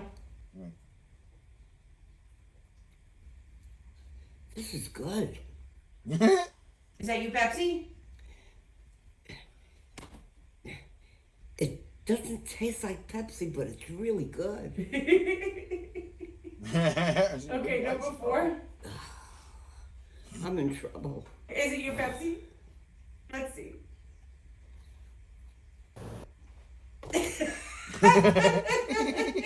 Oh, it's orange. You spit it out. Oh, look. Oh, I need more tissues. Taste it again. What flavor Oh. is it? That must be your Pepsi. It better be.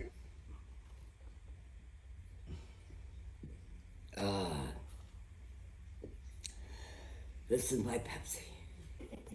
Oh. Oh, my Pepsi, that was the Pepsi. Peeps. Peeps. Peeps. Peeps. She likes it. She likes Pepsi. Oh boy. Oh. Hi, yeah. I'm Auntie Jessie. Oh my God. And here is your Oh my Auntie Scope God. for June 2nd, 2023. Happy Big Gay Month to you. Venus is trying Neptune. So this transit brings a period of enhanced sensitivity, creativity, and spiritual connection in the areas of love, relationships, and artistic pursuits. During this transit, you may experience a heightened sense of compassion, empathy, and understanding towards others. Well, bitch, what about you? What the hell This is Bitch, I eat Ouija boards for breakfast. Okay What? then. How come this lady's out here running a tarot card reading psychic scam and ain't nobody care about it other than me? Welcome to hell. Oh my God. It is I, the host of hell, Satan Wait, whoa, herself, whoa, whoa, whoa, whoa, whoa, proclaimed whoa, whoa, mean whoa. bitch. All right, pause right. Is this another demon mama? This is Demon Mama Light. Right, but is she demon? Is she a demon mama? Like demon? I don't know. This bitch. Yeah. She's got a video that's like, Eugenia Cooney doesn't have anorexia. It's like, oh, she doesn't, huh? Because, she looks like she weighs about 60 pounds now. She actually looks worse now than she has ever looked.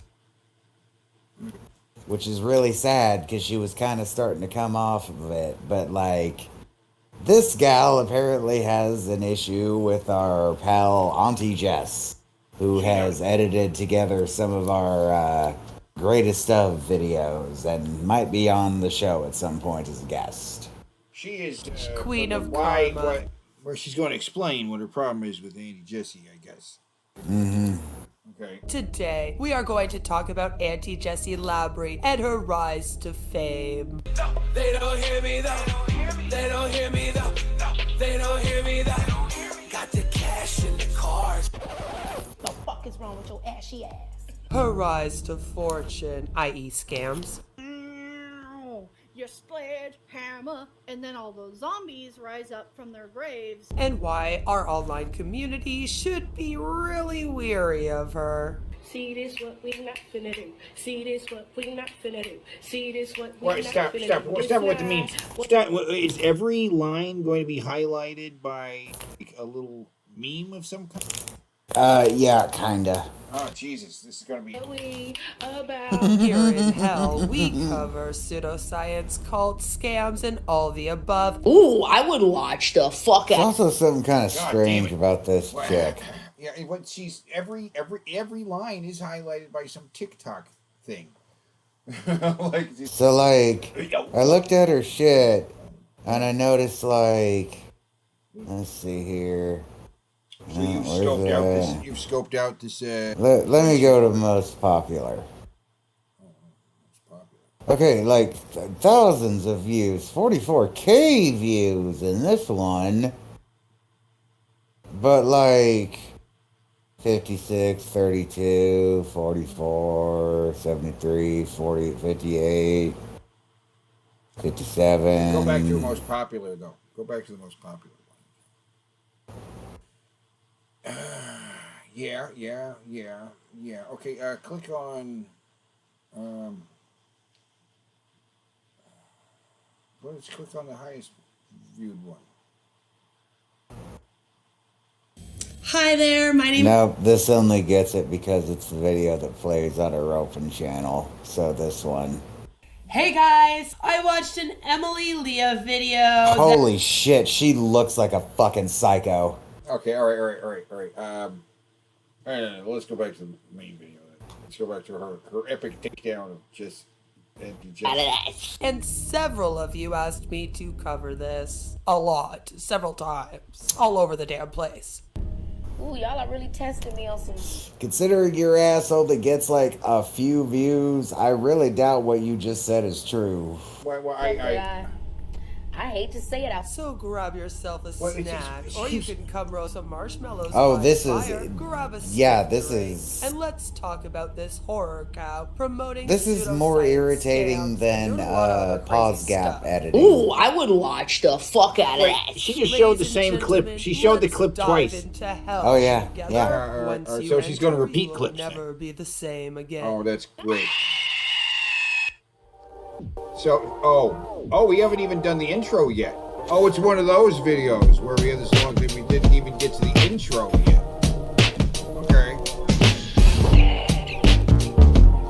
I like the visuals. I like the music. I don't hate this.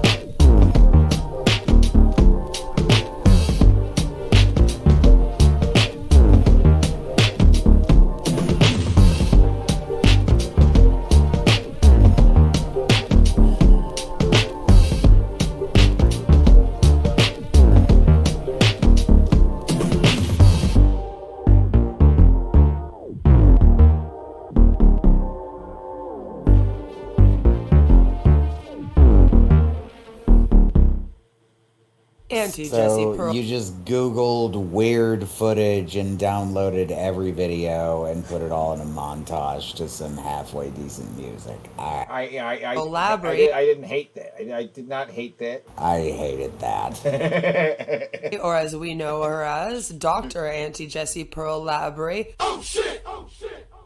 Has had her YouTube channel since the 6th of March 2015. She is heading on 1,000 subscribers, which is why I felt the need to make this video. According to her description, she is a spiritual advisor, an inland empress. I want to know a little bit more about the credentials to do that. And Mother Superior of the Valkyries. We are very familiar with Valkyrie here. And Auntie Jessie has a spiritual advising website in which she claims that she is a psychic who can see into the future. Here on my channel, we often speak out against pseudoscience, the occult, cults, and scams. And if somebody is all of the above and a lol cow, they are sure to end up on my channel. You know, I've heard her talk about this shit extensively as far as reading people and stuff. I don't think I've ever heard her talk about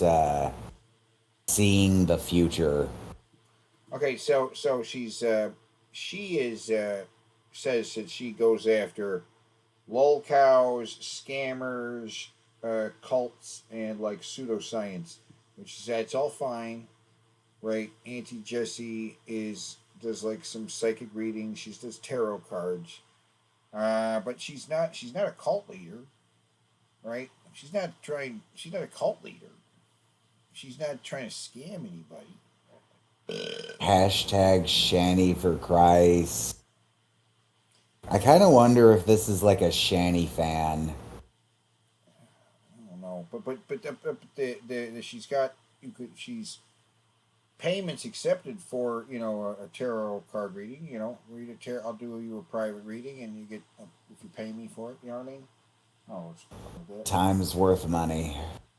According to Aunt Jessie here, she does private tarot card readings for $35. She does numerology consultation for $26. She'll even curse someone for you, bless someone for you, or do some spell work for $53. Another thing she does is past life consultation for $53, where she tells you who you were in, your past life. She also does astrological consultations for $80, distance Reiki energy work for $80, spiritual or paranormal consultation for $53, and she does dating profile edits and reviews for a whole $26. Another thing that she claims to be is an ordained minister. Yes, that's right. You can get Auntie Jessie to marry you. If you're doesn't claim to be. She is.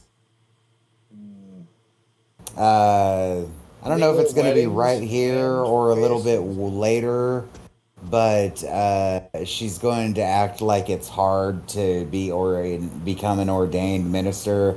It is not. In fact, I'm one as well. I just threw the paper away years ago because who gives a fuck? Well, but so legal weddings. She says legal weddings. She does weddings. I don't know if she does weddings. Well, so what if she does? So what if she does? Yeah, who gives a shit? Well, yeah. Baby, a baptism, do your grampy's funeral, and etc. But you have to email her or text her for the prices for that. Her website reads, in spring of 2022, I have been... Yeah, maybe they want to have her go to the other side of the country, and it would be like, well, I could, but you're going to have to figure out some logistics here. Practicing distance Reiki energy healing sessions. These sessions are unique in that the client does not need to be physically in my presence for me to perform my work. After connecting with my clients via text, video, or email to find out their specific needs and intentions for the session. Is this chick AI generated? An AI generated stupid YouTube bitch, maybe.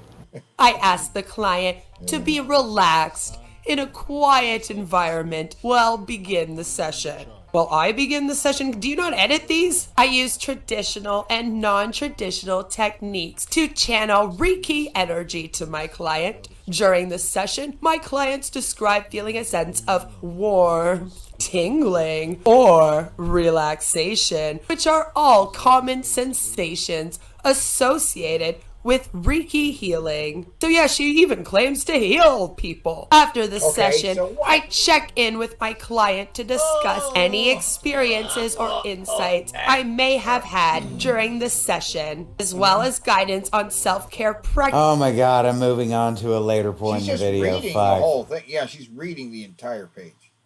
But what? Yeah, become an ordained minister. Yeah, it's that easy. It doesn't matter that it's fucking shady looking. That's because becoming a minister is that easy. Go back. There was a Riker meme. I love the Riker memes. Yeah. Magic wand. It's false. No way. Not this time. We created it. Not this time. No, not this time. It's totally made up. Pure fiction. And with all of her tarot Oh my God, card all right. That was readings too and many. the fact That was too that many. she Like does magic 3 or and 4. casts It's funny, spells, but- and the fact that she's an ordained minister really Yeah. makes it so that Dr. Auntie Jessie is not someone to mess with, because I also don't know what this doctor shit is. I've never heard her claim to be a doctor.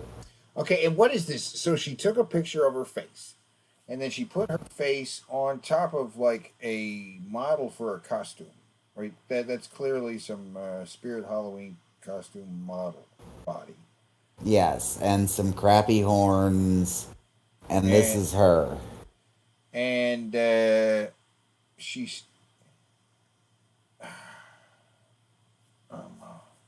she is not even scared of me, Satan, or the occult, or anything of the like. She's magic, you know? This is why people trust me to fucking look into what the fucking messages are for them that are waiting for them from their guides and shit. Because I know how to interpret that shit. Also, I ain't no bitch. And I ain't afraid of shit. And sometimes people get afraid, like, that's Ouija board stuff. Bitch, I eat Ouija boards for breakfast. Just cut them up. It's like alphabets.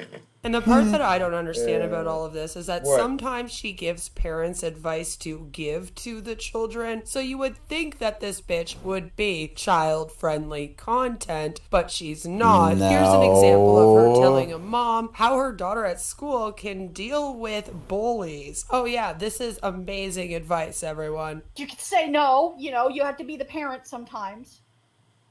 Oh, schooler mean? Fuck those little bitches. I fucking hate those bitches. Fuck them.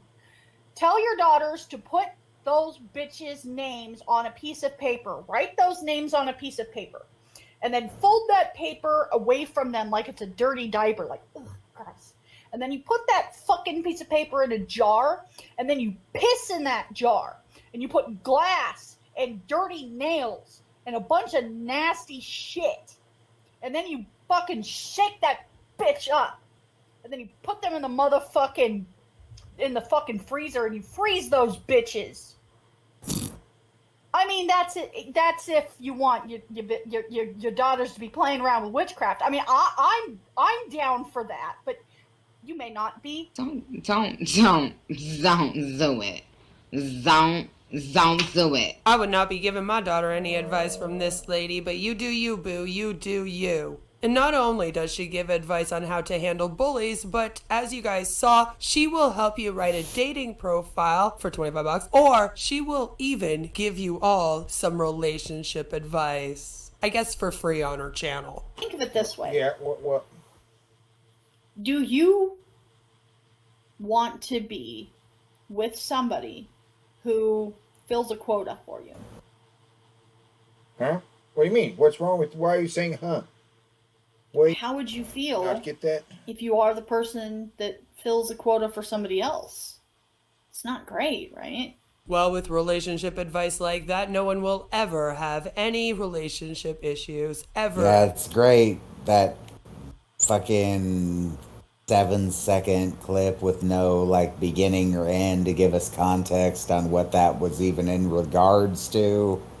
Yeah, and that one piece Auntie No. Jessie What, you can just solve all relationship problems with like one piece of advice.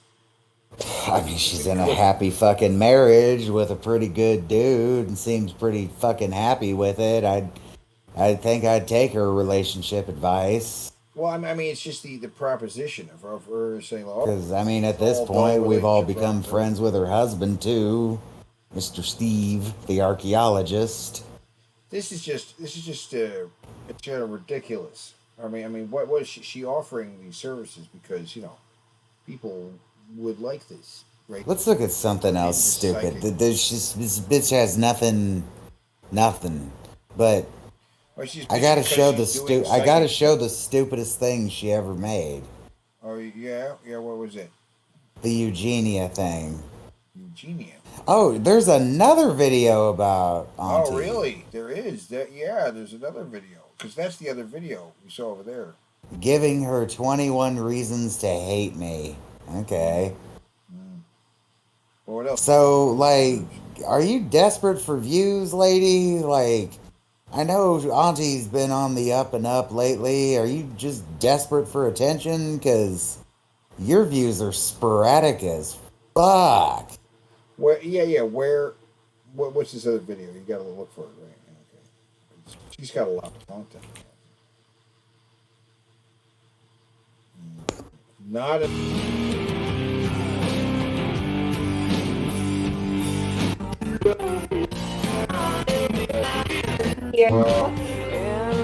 Of 4.2% of women and 3% of men have suffered from anorexia in their lifetime. Anorexia has the highest fatality rate of any mental illness, and only a third of those struggling with it. Does it really?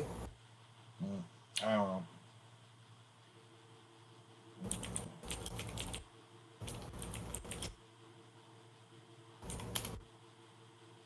All right, fair enough. In the United States, get treatment.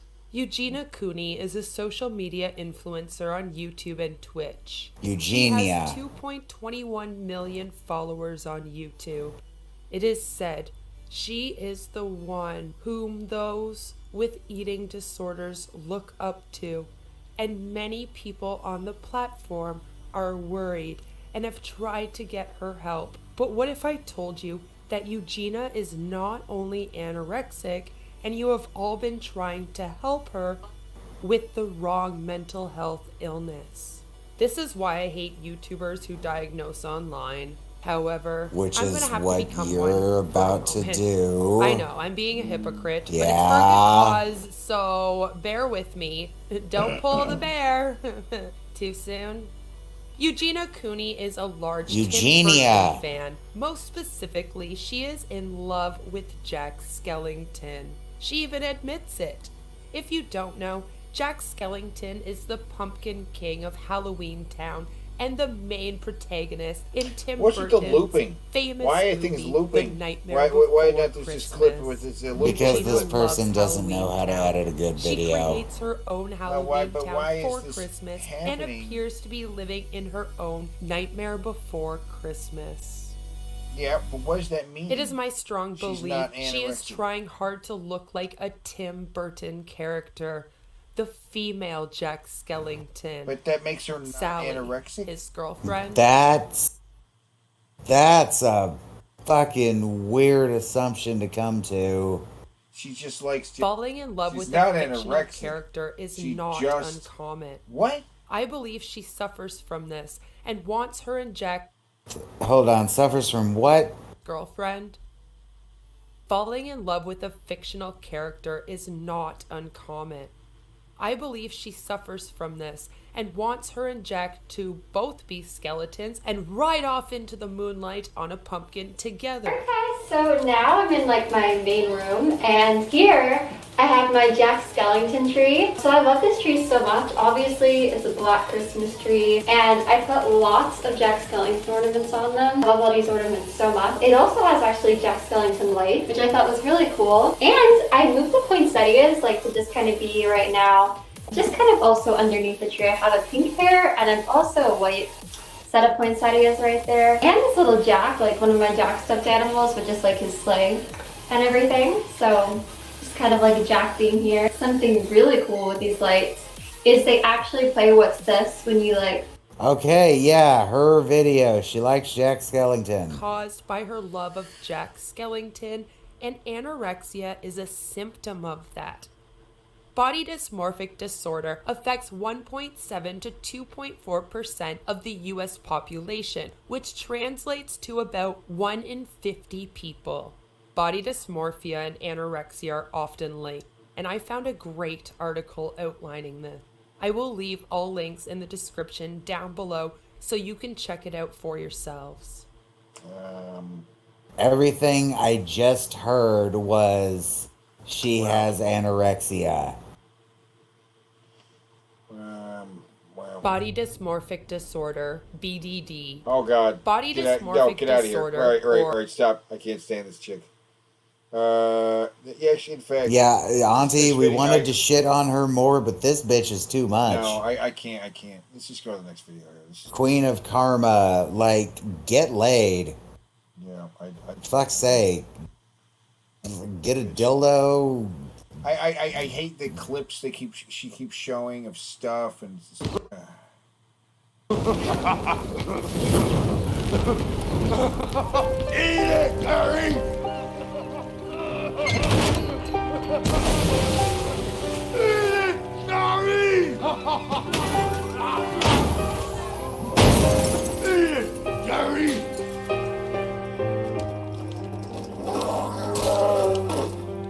Eat it, Naruk. Shadow of war, nothing will be forgotten.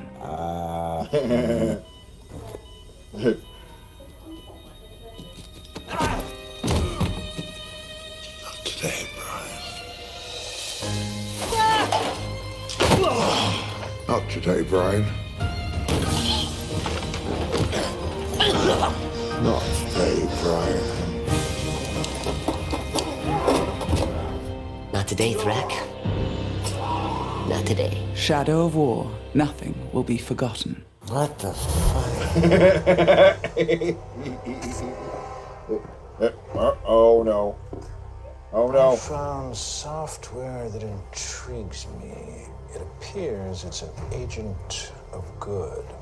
GE has wired their medical hardware with innovative software to be in many Again, couldn't be ours to be in Matrix 4, but using data. No, couldn't do that.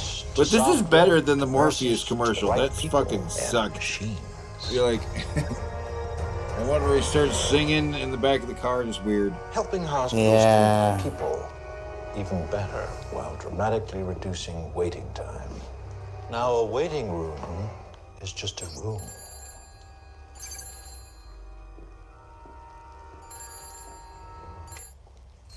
How old is this? 9 years ago, yeah. Pretty wacky. Red or blue? Weird thing. All right, now this next video is going to. Okay, all right. Just to lead into this thing. All right, see this right here? Yep. Right. I know what this is right off the bat. Barely used, right? These shots. I thought they were special effects. I thought they were just like Photoshop. No. This is the most ridiculously complicated shot in the whole movie because of all of the camera. Because of the nature of some of the shots that happen. All of the what? Because all of those guys are ridiculously complicated, right? Mm-hmm. Every one of them has to stand up to standing in the rain. All of them look photo identical to him. If he was standing in amongst them, you wouldn't be able to tell. They're all exactly the same height. They're taken from molds of his body. Just how complicated just that row of agents behind them in this fight scene is ridiculous. It doesn't come through in the movie at all. It doesn't. I think it does. Yeah. Oh. Be done the same where really you would be concentrating on Keanu and Hugo fighting and it's raining. In the background you had to have Smith. You know, many Smiths. but you wouldn't want to have to put them in every shot as a visual effect.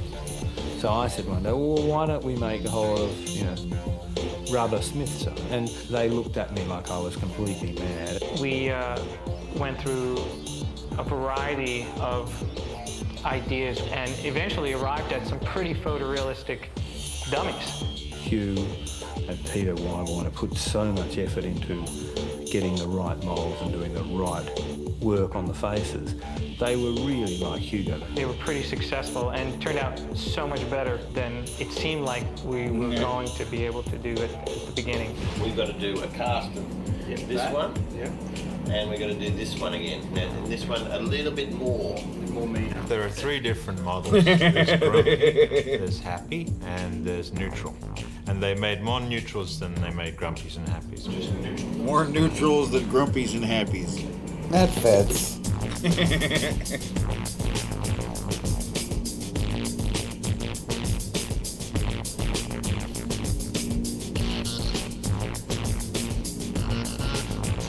We're taking 3 head impressions of Hugo Weaving. What we'll be doing is a combination of Agent Smith masks as well as dummies, 100 dummies and 50 masks to be worn by actors.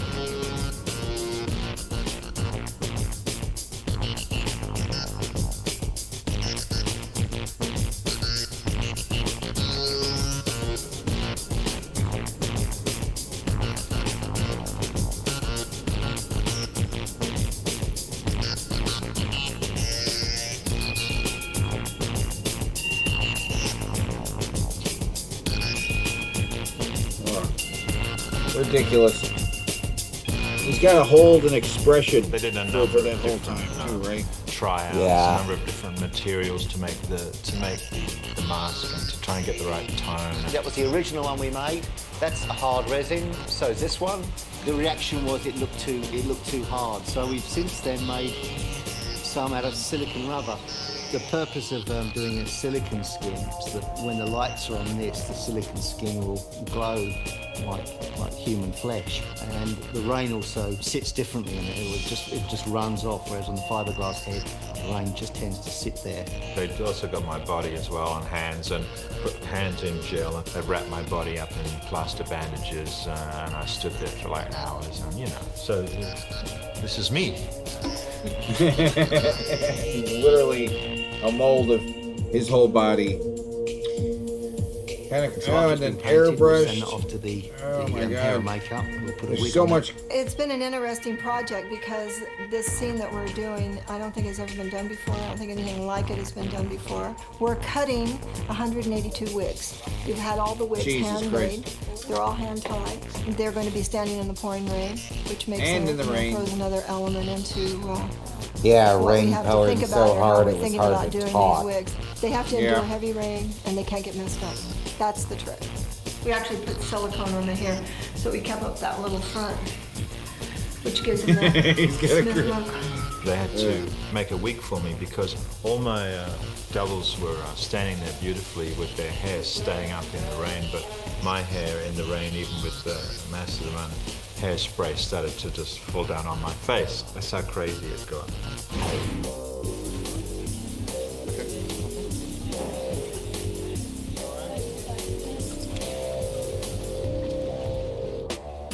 Our department have worked out an elaborate system of keeping everyone warm, keeping everyone dry. It's a major collaboration between the art department, props department, and costume, getting everybody looking the same. 60 masks, 60 corresponding wigs. You have to multiply everything by 100. There's 100 left hands, right hands, feet, shoes, ties, tie pins, cufflinks. It's a big challenge because of the intensity of the rain all the time. It's hard to be in the rain every day for 15 hours. I seem to recall Oh my God. 80 humans and 150 fiberglass dummies, which the art department made up, and they were fantastic because they were all dimensionally perfect. It was easy to deal with them. It was the 80 humans. They're all 6'2", but they're so different, and some had long torsos, some were all legs, some had extremely sloping shoulders. Larry and Andy wanted to do a tracking shot, and everybody's shoulder points had to meet. And at the moment we have a whole team of dummies. This we'll have a row of 51, and then another row of 51, and then a row of 50 or 51 extras. With the handles. We'll also be wearing Hugo Weaving or Agent Smith look-like masks, and then we'll be training them on how to use the mechanism and left-right turns and nods and what have you. They all have handles in the back, which are operated by one extra. Operates 2 Hugos, turning the heads or tilting the heads and turning. So that's efficient. This is the repair. There's 2 rows of dummies because the dummies look better. They all look the same. The guys kind of have to hide in the back row because they're not as perfect. Seal the necks. The silicone paint that we use takes a day to fully dry before we put them back into the neck mechanisms. It's awesome. We wear this skin-tight wetsuit. You can't even move a capsule circulation off your arms because of the water. It's piling down the biggest storm you've ever seen in your life, and we're in this mask that we can't get out of all day. But it's all good fun. When I was in the movie, nobody saw me at all.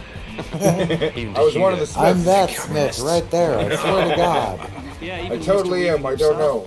Got a bit spooked when he saw himself replicated many times. Oh yeah, but everyone is the same. Hugo's been very good. He's been very happy to have his head moulded, and I think he loves looking at all these guys. You love me? Wiggling their heads. Oh God. Eating M&Ms. What are you doing? We're eating them. What? You're eating M&Ms. Yeah, so are you? Well, I'm not an M&M. This is cannibalism, though. It is. Don't eat your own kind. It's unnatural. Here, give me that. Ooh, I like crispy. That's okay, though. If they switch what Give me the kind of bags. M&M they're going. Oh, it's just disturbing. It's the flavor we've all been waiting for. And here to help us launch this delicious product is the newest member of our team, the Hazelnut Spread M&M Spokes Candy. Oh my. What? They just murdered. The new Spokes Candy? Not all of them. New Hazelnut Spread M&M's. Yep. Bon, eh ben t'as plus qu'à te déshabiller. Oh, this is real. This is French stuff. Oof. Oh my God, it's what?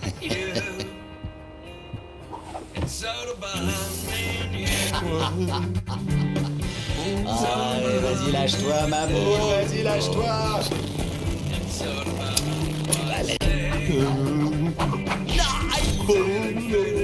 Allez, mais prends goût là, oui, d'accord, oui. Allez, la cacahuète. Oh my God. Elle est énorme. That's a little. Susie is dying to meet you. Oh, steer clear of Kristen. She can't control herself around chocolate. She'll devour you. Really? I'd be a terrible friend if I didn't warn you. Is that ever a She's the Thanks for lesbian, introducing us. Anything for a friend. Ooh, strong grip. Ow! So the M&Ms are all murdering, backstabbing bastard monsters? I never knew this. I don't. Want to grab a bite somewhere? Here's fine. Oh no! Oh no! 2 chocolate cookies. Inside is cookies and cream ice cream, so it's cookies inside cookies. Whoa. Yeah, and now it's inside me. Try M&M's cookies and cream ice cream sandwiches. He's eating. I don't know. Raspberry almond M&M's premiums. Rich Oh God, this premium is porn chocolate for chocolate. with luscious almonds and the sweet taste of raspberries. It's your heart's desire in chocolate. This commercial left him as lustful for this M&M as that guy was for that dolphin. Yep. This commercial just never left him. Yeah. They're melting. They melted. That's not supposed to happen. M&M's premiums and 5 Yeah, fabulous. for real. How did the shells melt? I don't know. It's weird. Melts in your mouth, not in your hand. What the fuck? Flavors. Oh, that wait. shouldn't happen like M&M's premiums. Okay. Right. That's different. Triple chocolate M&M's premiums.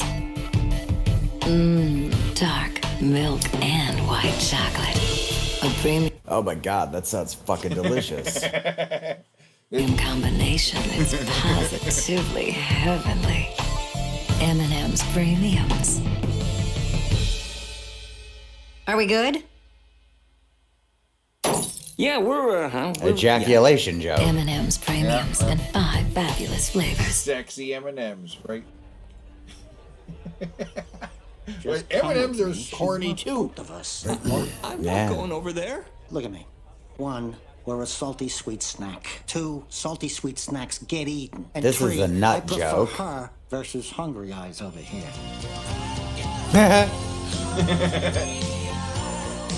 That's Keith, isn't it? Yeah, and yeah, impossible that's to right. resist. Somebody get this guy a bowl of nuts or something, please. I'm starting to be able to recognize him when he's not in that character. And he's got a lot of commercial work. It's pretty weird. He shows up in the strangest places. Food, glorious food. Whoa! Yogurt? Now, just a sec. Yogurt was never in my contract.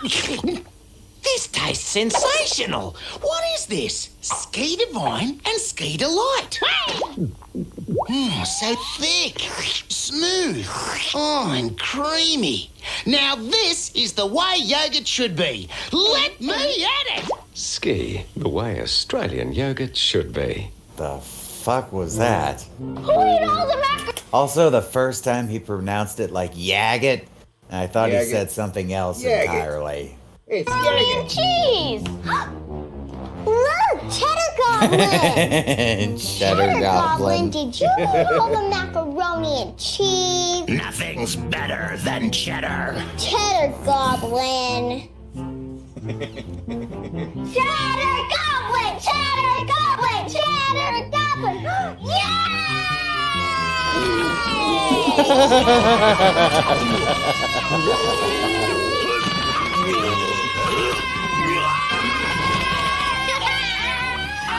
Cheddar Goblin by Devane has 60% more cheese than the next leading brand. Kids and goblins agree, Cheddar Goblin tastes the best. That's why Cheddar Goblin was rated #1 3 years in a row. It's like the shot from Apocalypse Cheddar Now. Goblin by Devane. It's goblin good. I don't know if that's what they were going for, but that's what it looked like. Campaign commercial. It's a great deal. A large coffee and a donut for $1. I mean, it's pretty cool. So I thought it'd be like authentic and meta. Yes, I'm doing the commercial, but am I doing the commercial? You know, I don't do commercials. I'm a real actor. This is an art form for me. I do know you departed. Departed. Were you in the Departed? I'm Matt Damon. No, yeah, I love him. I love him. Love him. I mean, some of his work. He's got a really consistent career, I think. Yeah. Time for a Dunkin' run. Get a $1 donut with any medium or larger coffee. Ben Affleck, what happened, man? He's got a reference Hi Matt Damon everybody, in his I'm own. Scarlett and welcome to Unboxed with SuperMultiverse.com. I already Today I'm don't going like to you be because your unboxing name is Wrestling Scarlett. Buddies Sting from AEW. Alright, so check it out. This is Wrestling Buddies, the Sting stuffed action figure. And it feels pretty awesome. Yeah. My first time unboxing a soft toy like this, so it's pretty cool. As you can see, the package has Sting on it on the back. Check it out. Sure does. Yeah, they're Pretty Sting. awesome. Sting. And it makes noise. It's a So, funny story, true story. Something about my fucking debit card will not allow me to subscribe to OnlyFans. Oh, really? There's some kind of like extra protection on it that won't even fucking do business with sites like this. So I cannot take one for the team and find out what exactly the OnlyFans version of this shit is. Shame. so that you can pin and win. Pin your buddy to get the 1, 2, 3. And I think pin there's your something I could do to enable it to, but nah. I'm not that curious. But it did lead to an awkward ass conversation on the phone where I had to talk to a fraud person and be like, yes, super multiverse. Yeah, that was me. Yep, that was me again 2 minutes later. That was me again another 2 minutes later trying to get it to work. Yep, that was me. Yep. And what about the Steam purchase? Yeah, that was me too. I should have, fucking Zoe said I should have been like, what? Steam purchase? Steam purchase. Looks like it'll be pretty easy to unbox, but let's find out. Be pretty easy to unbox, but let's find out. Handy scissors.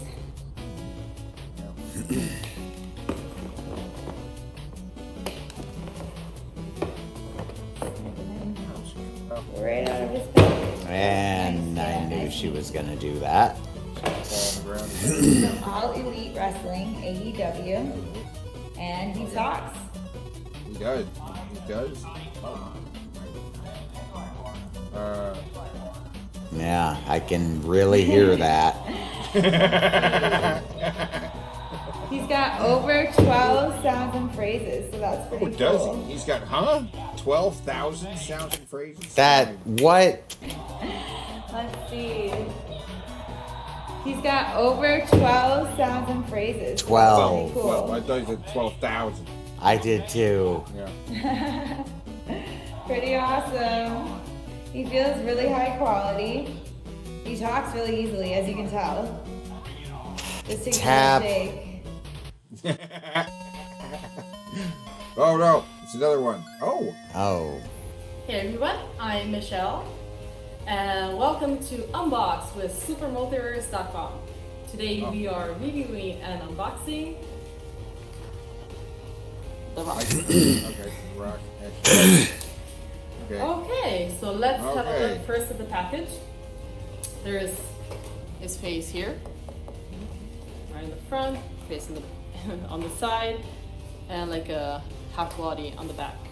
Yeah. Let's see. Let's see his features. So he's from Miami. What is this accent? My city. I don't know. I wanted to do Miami. like a video where I did 6 some feet dudes and reviewing 5 dildos and some chicks reviewing toys. Weighs That'll be funny. 260. Finish. Well, then let's get to the dudes reviewing dildos. Everybody's so creative. Just sick of the same old sweet potato, pumpkin pie, and apple pie? Make yourself a cinnamon tamale pie. You see how that looks? Now you get to pour you some Fireball right on top of that candy. Now make sure your pie crust is not frozen. You want fresh pie crust so you can tell everyone you really got down in the kitchen. Now, add yourself some flour, some cinnamon, some sugar, add all sorts of stuff in there, whatever you like. Just make sure it's different. Now, see how you make one? Pour yourself a sugar hill. Pour yourself a sugar hill, that way it'll just melt down into that liquid. Now, top it off with a whole bunch of cinnamon. Why? Because you want at the end your guests to do the cinnamon challenge all at one time while you're eating the pie. Isn't that interesting? Now, pour yourself some marshmallows on top. See how that looks like it might be for children, but it's not? It looks like it's for children, but it's not. Yeah, that's what's like. Hey, is that Bob? Hey, I remember this commercial. Bob, did you cut your hair? I don't have any hair, Jim. He doesn't have any hair, stupid. You dork. You're sure looking thinner there, Bobby, baby. Yeah, I dropped a few sizes. Your screen looks bigger, too. Not bigger, just a lot sharper. A lot sharper. Dig that new casing, Bob. Silver. So, Bob, do you still play all the games? All the Game Boy games, babe. New Game Boy Pocket. Stick in your pocket today. Yeah. It didn't really last that long. Game Boy Color came along right after. Woo! It's time Ooh, for some stupid news. Yeah. And we got some doozies today. Some dumb news and some interesting news. And some dumb shit. And this is an incredibly dangerous stunt in Wyoming. A woman taking a selfie standing right next to a bison in Yellowstone National Park a couple of weeks ago. The person who took the video says they were in disbelief. They say the woman could have been gored. The animal likely would have had to be euthanized through no fault of its own. The National Park Service advises people to stay at least 25 yards the buffalo away from bison, seems like warning they it's are pretty unpredictable chill. and injured people in the park more It's than like the any other chillest looking animal on earth right there. Get more great Yep. ABC7 Whoa, that's content it? by clicking the That's fucking it? subscribe button for Wow, our I YouTube was I want to go back to that. Yeah, that Disbelief. bison is just They like, say yeah, the woman man. could have been gored. The Take a animal likely selfie. would I'm have just had gonna to be sit here and euthanized chew. through no fault of its own. Yeah. The National Park Nice Service day advises out. That could have people to gone stay very at least badly. That's a 25 worst yards away case from scenario, bison, though. warning they are She's unpredictable, killed but and then they the injure animal's people in the euthanized. park more than any I other don't know animal. how dangerous bison actually are. I have no idea. ABC7 That wasn't content dumb by like I clicking thought the it was gonna be. subscribe button for our YouTube channel. And That was a download lack the of ABC dumbness there.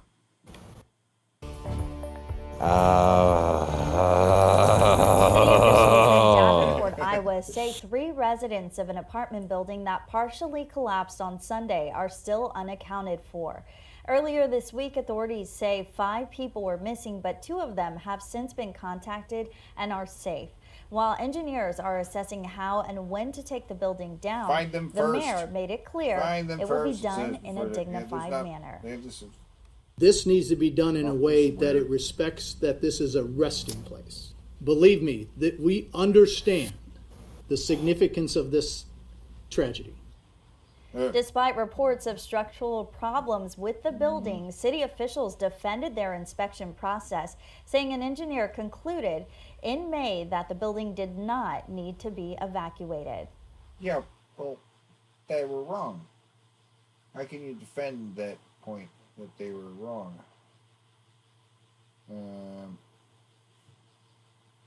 They defended the fact that they made it.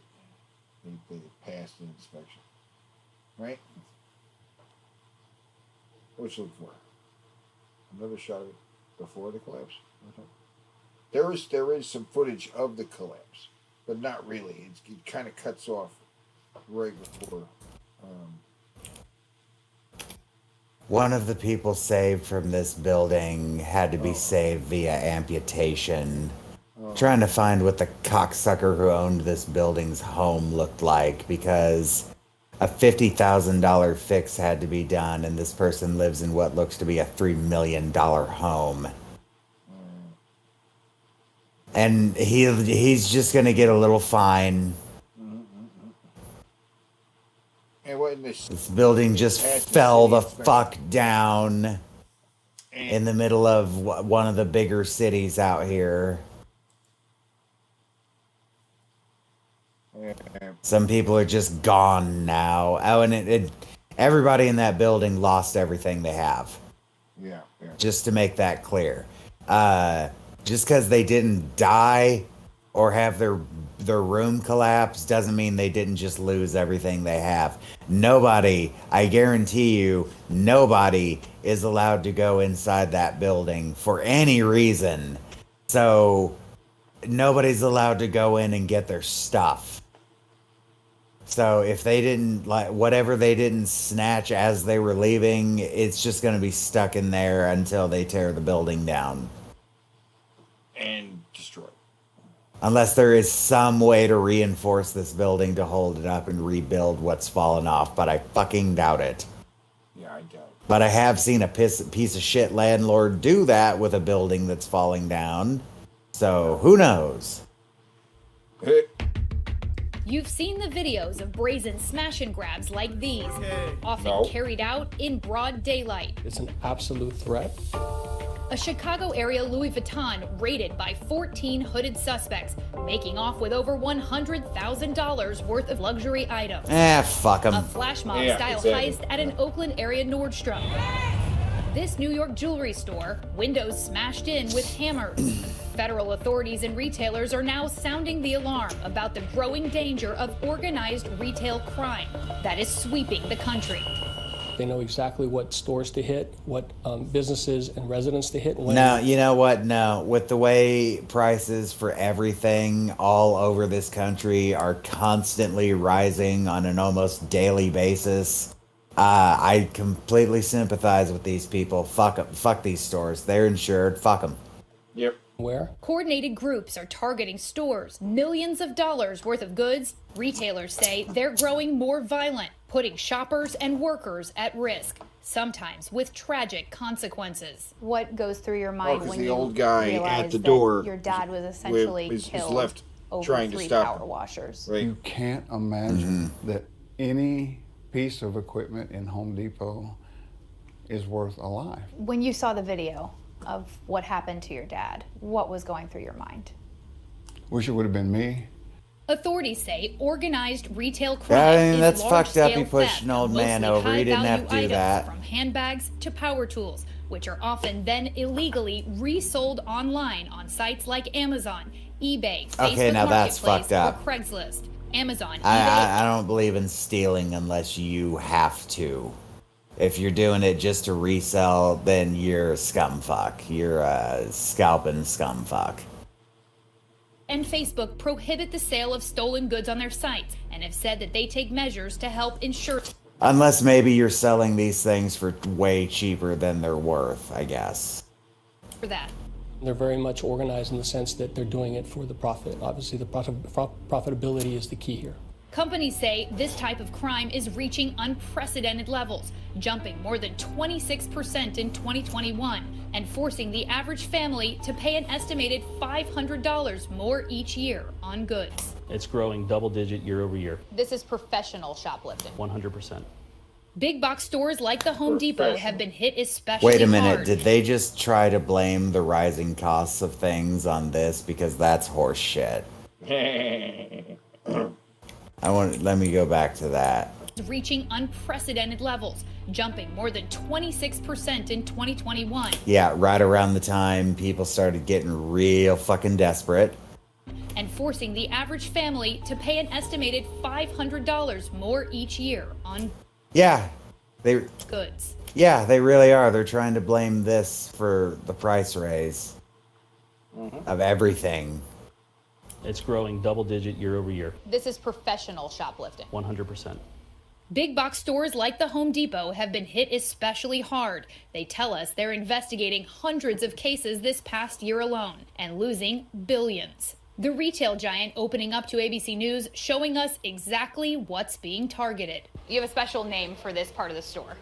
Yeah, this is what we refer to our billion-dollar aisles, billions and billions of dollars worth of sales in this product, and then about a third of our losses from a theft and frauds perspective come from, power tools particularly. Thieves are taking anything from leaf blowers to metal wire. And how much is a spool like that worth? A full spool can range anywhere from $1,000 to upward of about $3,500. In April, 3 people Huh? were arrested in connection with an organized retail crime operation that allegedly targeted California Home Depots. Authorities recovering $75,000 worth of stolen goods. Why do you believe that you've seen such an uptick? COVID aside and the pandemic aside, which kind of emboldened some people wearing masks, there's the online proliferation. That about 90% of our organized retail crime cases involve some type of online selling platform. Opioids and fentanyl continuing to drive the need for fast cash. And Homeland Security officials say the organizations have suspected ties to drug trafficking and terrorism financing. Their crimes. Oh, man. I haven't heard that tactic used in over a decade, man. This is financing terrorism. Syndicates that could be tied to local gang networks that maybe have established networks either from the Chilean or Colombian threats or Romanian crews coming in from Eastern European that are comfortable in certain cities. What do you have against According the to the company, Romanians? this one crew robbed various stores more than 20 times, allegedly stealing a total of Oh my God. $135,000 in merchandise. At least 2 of them have since been arrested on robbery and larceny charges. Their cases are pending. We are looking at these folks who do this for a living, impact us on a regular basis, and building large multi-state jurisdictional cases against these ORC groups. Another alleged repeat offender, this Delaware woman, Ayana Duramas, who Ayana authorities Duramas. say has been on an organized retail crime Ayana spree Duramas? for years. In February, she was caught on surveillance, allegedly stealing 2 Nespresso machines worth nearly $2,000 from a New Jersey Bed Bath & Beyond. And then, From a here she Bed is again Bath at a nearby Home Depot a week later, raising a hammer at a Home Depot employee who tried to stop her. Authorities have charged her with shoplifting and robbery with a deadly weapon, but the case is pending. They say she has raked in thousands pawning goods. Why do you believe that organized criminals are targeting Home Depot? I don't think that Organized any of the criminals that are out there are just coming to Home Depot. I think they're going to wherever they think today they can get what they're looking for to be able to sell quickly. In some cases, employees fight back. This family-owned jewelry store in Huntington Beach, California says they were targeted by thieves last year. It's our family business. We wanted Okay, whoa. I thought we were talking about big box stores and retail. This is a jewelry store heist. This is something else entirely. What the protect fuck? I guess like protecting what's ours. But many larger retailers do not want their employees to intervene. Lululemon recently fired 2 employees for chasing alleged robbers, as seen in this video. Get out. Get out. The company saying in a statement the 2 women were fired for knowingly violating our zero tolerance policy related to physically engaging with the perpetrators, which put their lives and the safety of our guests and other employees at risk. Our people's safety is our #1 priority. Home Depot also tells its employees not to stop robberies in progress, warning of the dangers. It seems almost like a catch-22 that you want to keep your employees safe, but at the end of the day, the conservatives like to say is that the people are robbing the place and people are just letting them do it. They kind of are. They're relying on security cameras and other systems to catch them instead. And the insurance covers all this shit. They don't care, right? The higher ups, right? They don't care if the place robs the place. Well, I mean, they kind of care, but they don't want the employees to get hurt, because that situation where the old guy tried to stop the guy pushing the cart. Like, All it took was one push. Yeah. And you're like, don't do that. Don't do that. There was another shot where another guy of similar size, all it took was one chest push, and the lady pushed just flew back. Yeah, and no amount of merchandise is worth somebody's life, so don't even fuck around with that.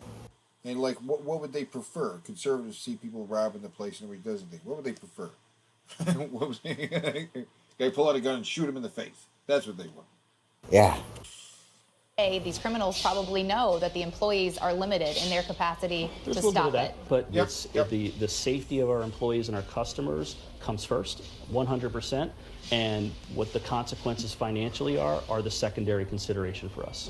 Still, 2 employees have been killed, allegedly by thieves at Home Depot stores. Shots fired at the Home Depot on Johnson Drive in Pleasant Pen.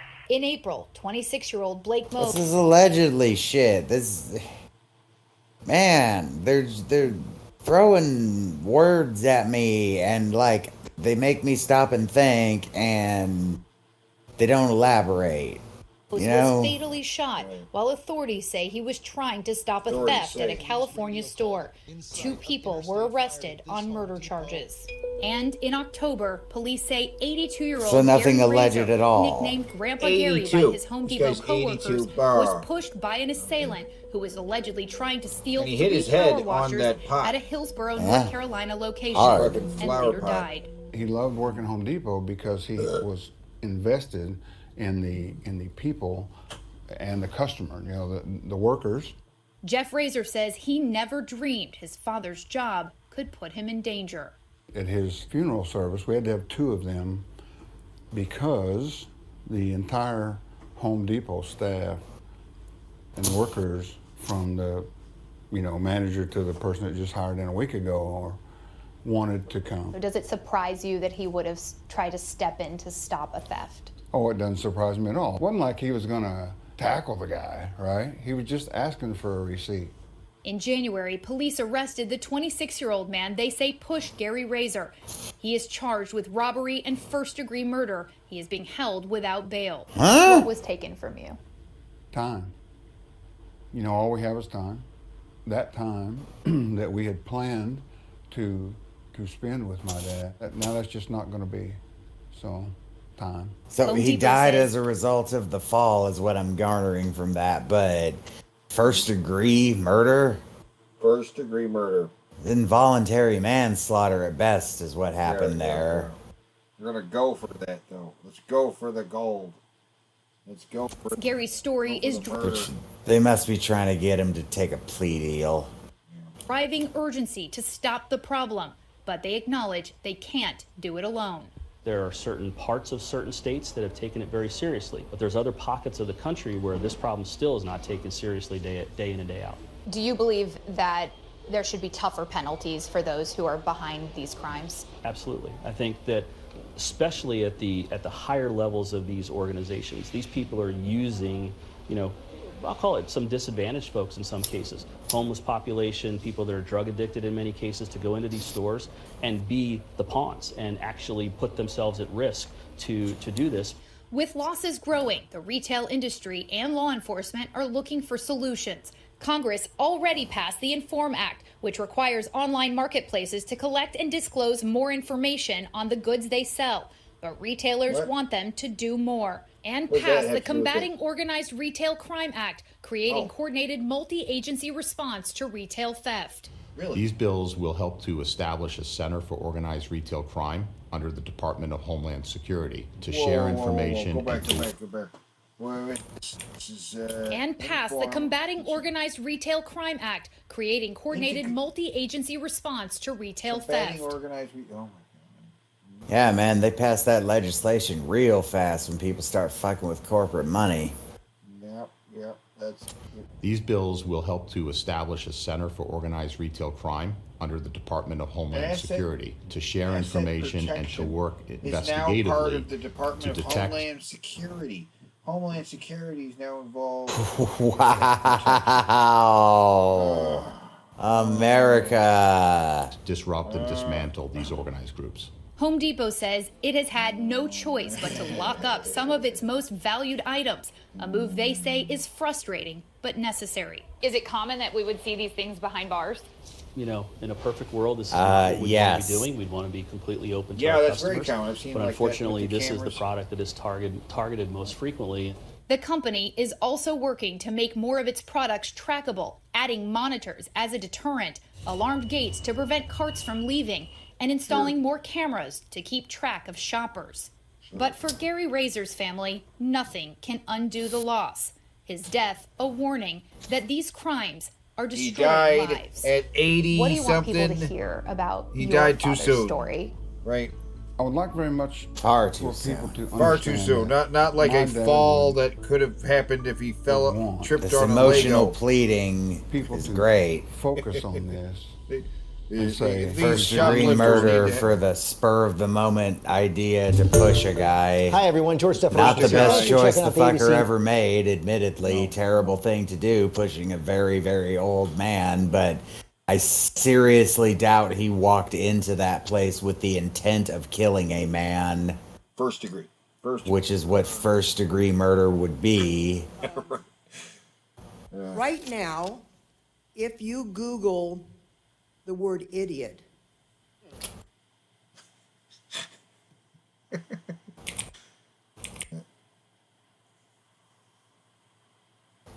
Images, I guess. Well, yeah, there is. under images, Yeah. a picture of Donald Trump comes up. I just did that. How would that happen? How does search work so that that would occur? We provide search to Oh my God. Do you have any idea how complicated of an answer that actually is, Teddy? Yeah, it's an algorithm. It's fucking... Yeah, this is a mathematically complicated answer that really can't be answered in a simple, succinct manner to a bunch of people who know nothing about computers or algorithms or search trends or man, good luck, boy. Man, I gotta hear what this guy says. Good luck. For any time you type in a keyword, we, as Google, we've gone out and crawled and stored copies of billions of web pages in our index. And we take the keyword and match it against web pages and rank them based on over 200 signals. Things like relevance, freshness, popularity, how other people are using it. And based on that, at any given time, we try to rank and find the best results for that query. and then we evaluate them with external raters to make sure that, and they evaluate it to objective guidelines, and that's how we make sure the process is working. So it's not some little man. That actually, that was actually a good explanation. But she says there's not some little man. Yeah, To objective right. guidelines, and that's how we make sure the process is working. So it's not some little man sitting behind the curtain figuring out what we're going to show the user. It's basically a compilation of what users are generating and trying to sort through that information. Last year we served over 3 billion searches, and just as a fact, every single day, 15% of the searches Google sees, we have never seen them before. So, this is working at scale, and we don't manually intervene on any particular search result. Hundreds of birds swarm a house.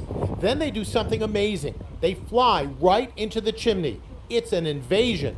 This fireplace is where the birds made entry into the home. They flew in by the hundreds and left a wave of chaos and destruction. Wow. Look there. They're lining the windowsill with wings furiously flapping. They also attach themselves to the ceiling. There were birds coming out of everywhere. It was insane. Carrie lives in the home in Torrance, California. She says she called animal control, but was told simply to leave her doors open. But the birds wouldn't budge. And they were just bouncing off your head. Patrick Belleville is Carrie's mom's boyfriend. As soon as I walked in the door, I was looking for Alfred Hitchcock. It really was a lot like Hitchcock's The Birds, where the birds wreaked havoc on a California seaside town. They were on the curtains. I just grabbed them 2 at a time, so I had 4. Took them to the door, let them go. It took Patrick 3 entire days to remove more than 1,500 birds by hand, and they left quite a mess. Up here on the very top, there's still bird droppings there that we couldn't reach. Incredibly, the same thing just happened 100 miles north in Montecito, the same town where Oprah, Prince Harry, and Meghan Markle live. Only a steel grate kept 1,000 birds out of the house. Wildlife biologist and host of TV's Ocean Treks, Jeff Corwin. This is the time when birds from around the world roost, and they roost in the homes where they want to begin their families. They're just taking advantage of what they feel is good structure and away from predators. Weird. That was an awfully hand-wavy explanation. I'd argue that that's kind of unusual that they're just doing that. Oh yeah, that's very unusual. Fucking bizarre. It's bizarre they just chose this one. Been a lot of bizarre shit going on lately. We're back now with that scare in the skies over our nation's capital. A sonic boom ringing out across the Washington, D.C. area, and it briefly put the White House and Capitol on alert. So we now know it was caused by the sound of F-16 fighter jets traveling at a high speed as they tracked a small plane that had entered restricted airspace. ABC's Rena Roy has more. Scary moments in the nation's capital Sunday. A sonic boom heard for miles across Washington, D.C. and the surrounding area. Very jarring. I thought it was probably an earthquake. People on edge as authorities work to figure out the source. Officials say a civilian jet aircraft, a Cessna Citation, flew through restricted airspace, the pilot failing to respond to air traffic control. U.S. military quickly launching 6 F-16 fighter jets from 3 bases to track the plane as it headed south into Virginia. 2 F-16s over Washington having to travel at supersonic speed to catch up with the Cessna jet, creating that sonic boom that reverberated across the region. The Cessna spotted at 34,000 feet over a remote area in Virginia, the pilot still not responding. The fighter jets even firing flares to try to alert the civilian pilot. But officials say the pilot appeared to be unconscious. The plane likely ran out of fuel, taking a dive and crashing 10 minutes later in a rural area, killing all on board. The aircraft was at 30. I want to see the wreckage and see for myself if they shot him down. 4,000 feet. It stayed at 34,000 feet, and it stayed on a constant heading. So it didn't seem like it was a big threat. Some experts believe a lack of oxygen, a condition called hypoxia, may have incapacitated the pilot and passengers. Pressurization on an airplane compresses the air in the cabin to make sure that there's enough oxygen maybe so everybody that you was can already survive. dead. And sometimes that pressurization may fail. Just flying around people. Aviation experts say there was I mean, really I no way guess to help that's land this a plane safely weird because once everyone is story. unconscious, Jesus. there's really nothing that can be done. Rena Roy, ABC News, New York.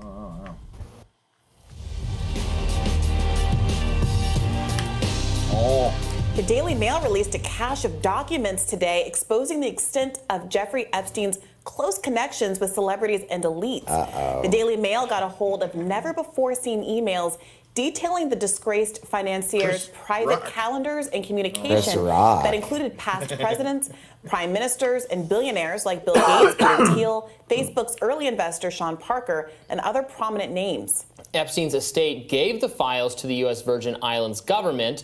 The Daily Mail obtained the files and broke down who and how the people were involved. I'm looking at this article. This is Irina Shayk, Chris Rock, Richard Branson, Peter Thiel, as mentioned, Jeff Koons, Mariah Carey's ex, Jamie Dimon, the chief executive of J.P. Morgan, who is part of this legal dispute with the Virgin Islands. Right. So the question is how much J.P. Morgan and implicitly Jamie Dimon were aware of why and how Epstein was using your money, the use bank it when you need to it. facilitate the financial transfers that facilitated these crimes, the pedophilia, the arrangement of meetups with these young girls, all of this kind of thing.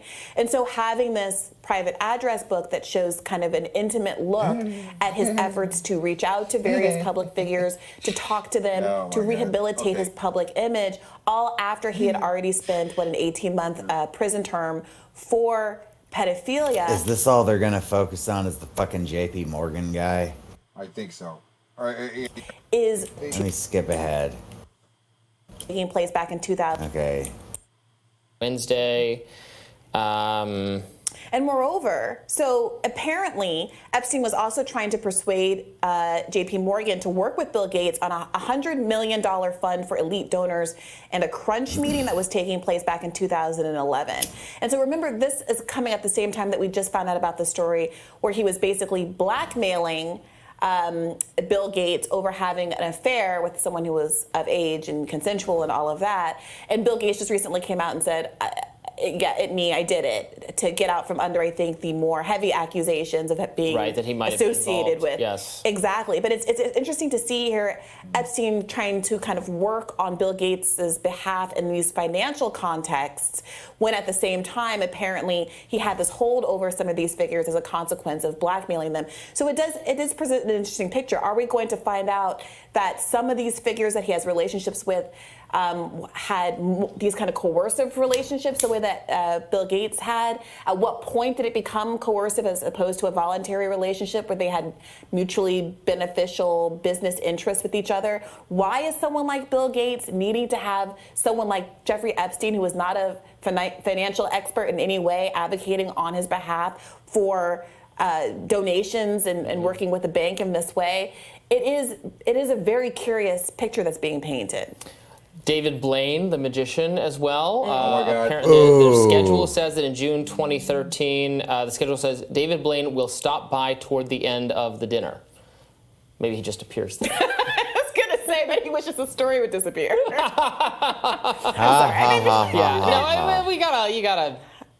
laugh. It is, or you cry. I don't know. Yeah, I mean, it's amazing. It's amazing his level of connection. I don't know. I'm a talking head. I lost my soul a long time ago.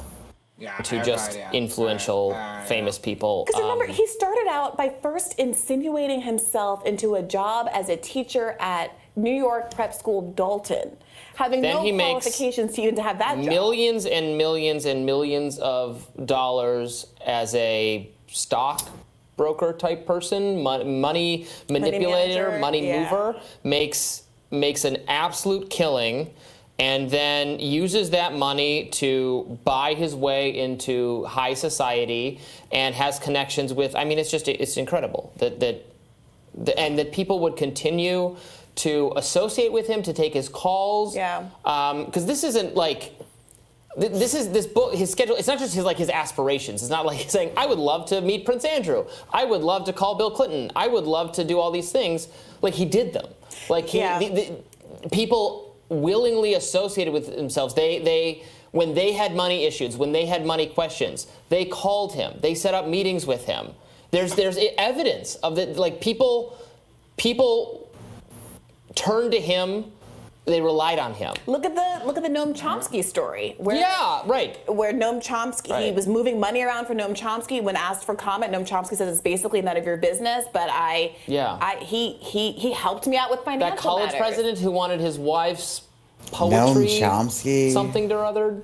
Oh, I thought that was just a donation that was made on behalf. That's what he wanted. Okay. But of all the people you could solicit a donation from, there are a lot of people who had not, previously been incarcerated for sexual misconduct with minors.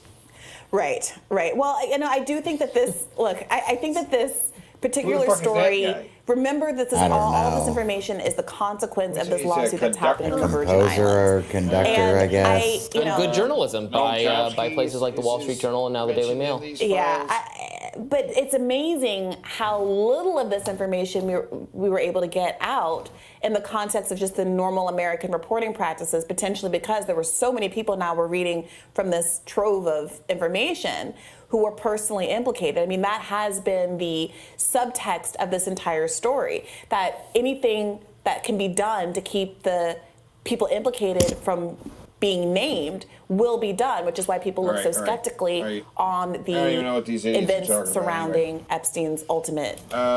If they know anything, because they're just talking heads. They're just kind of, talking about random speculations, but that's all we really have at this point. All right, everyone. So it's Friday night. I'm getting ready to go out. Oh, my God. I'm feeling tired. But before I go out, I got a pregame. And the only way I pregame is with an ice cold Bud Light. So good. Happy Friday. Oh, God. Was that trans chick that everyone was butthurt about? Yes. Yes. That was a conservative video. I know, right? Because they put his Joe Biden's face on. It's weird. I don't understand the Bud Light thing anyway. Bud Light was never like a beer anybody.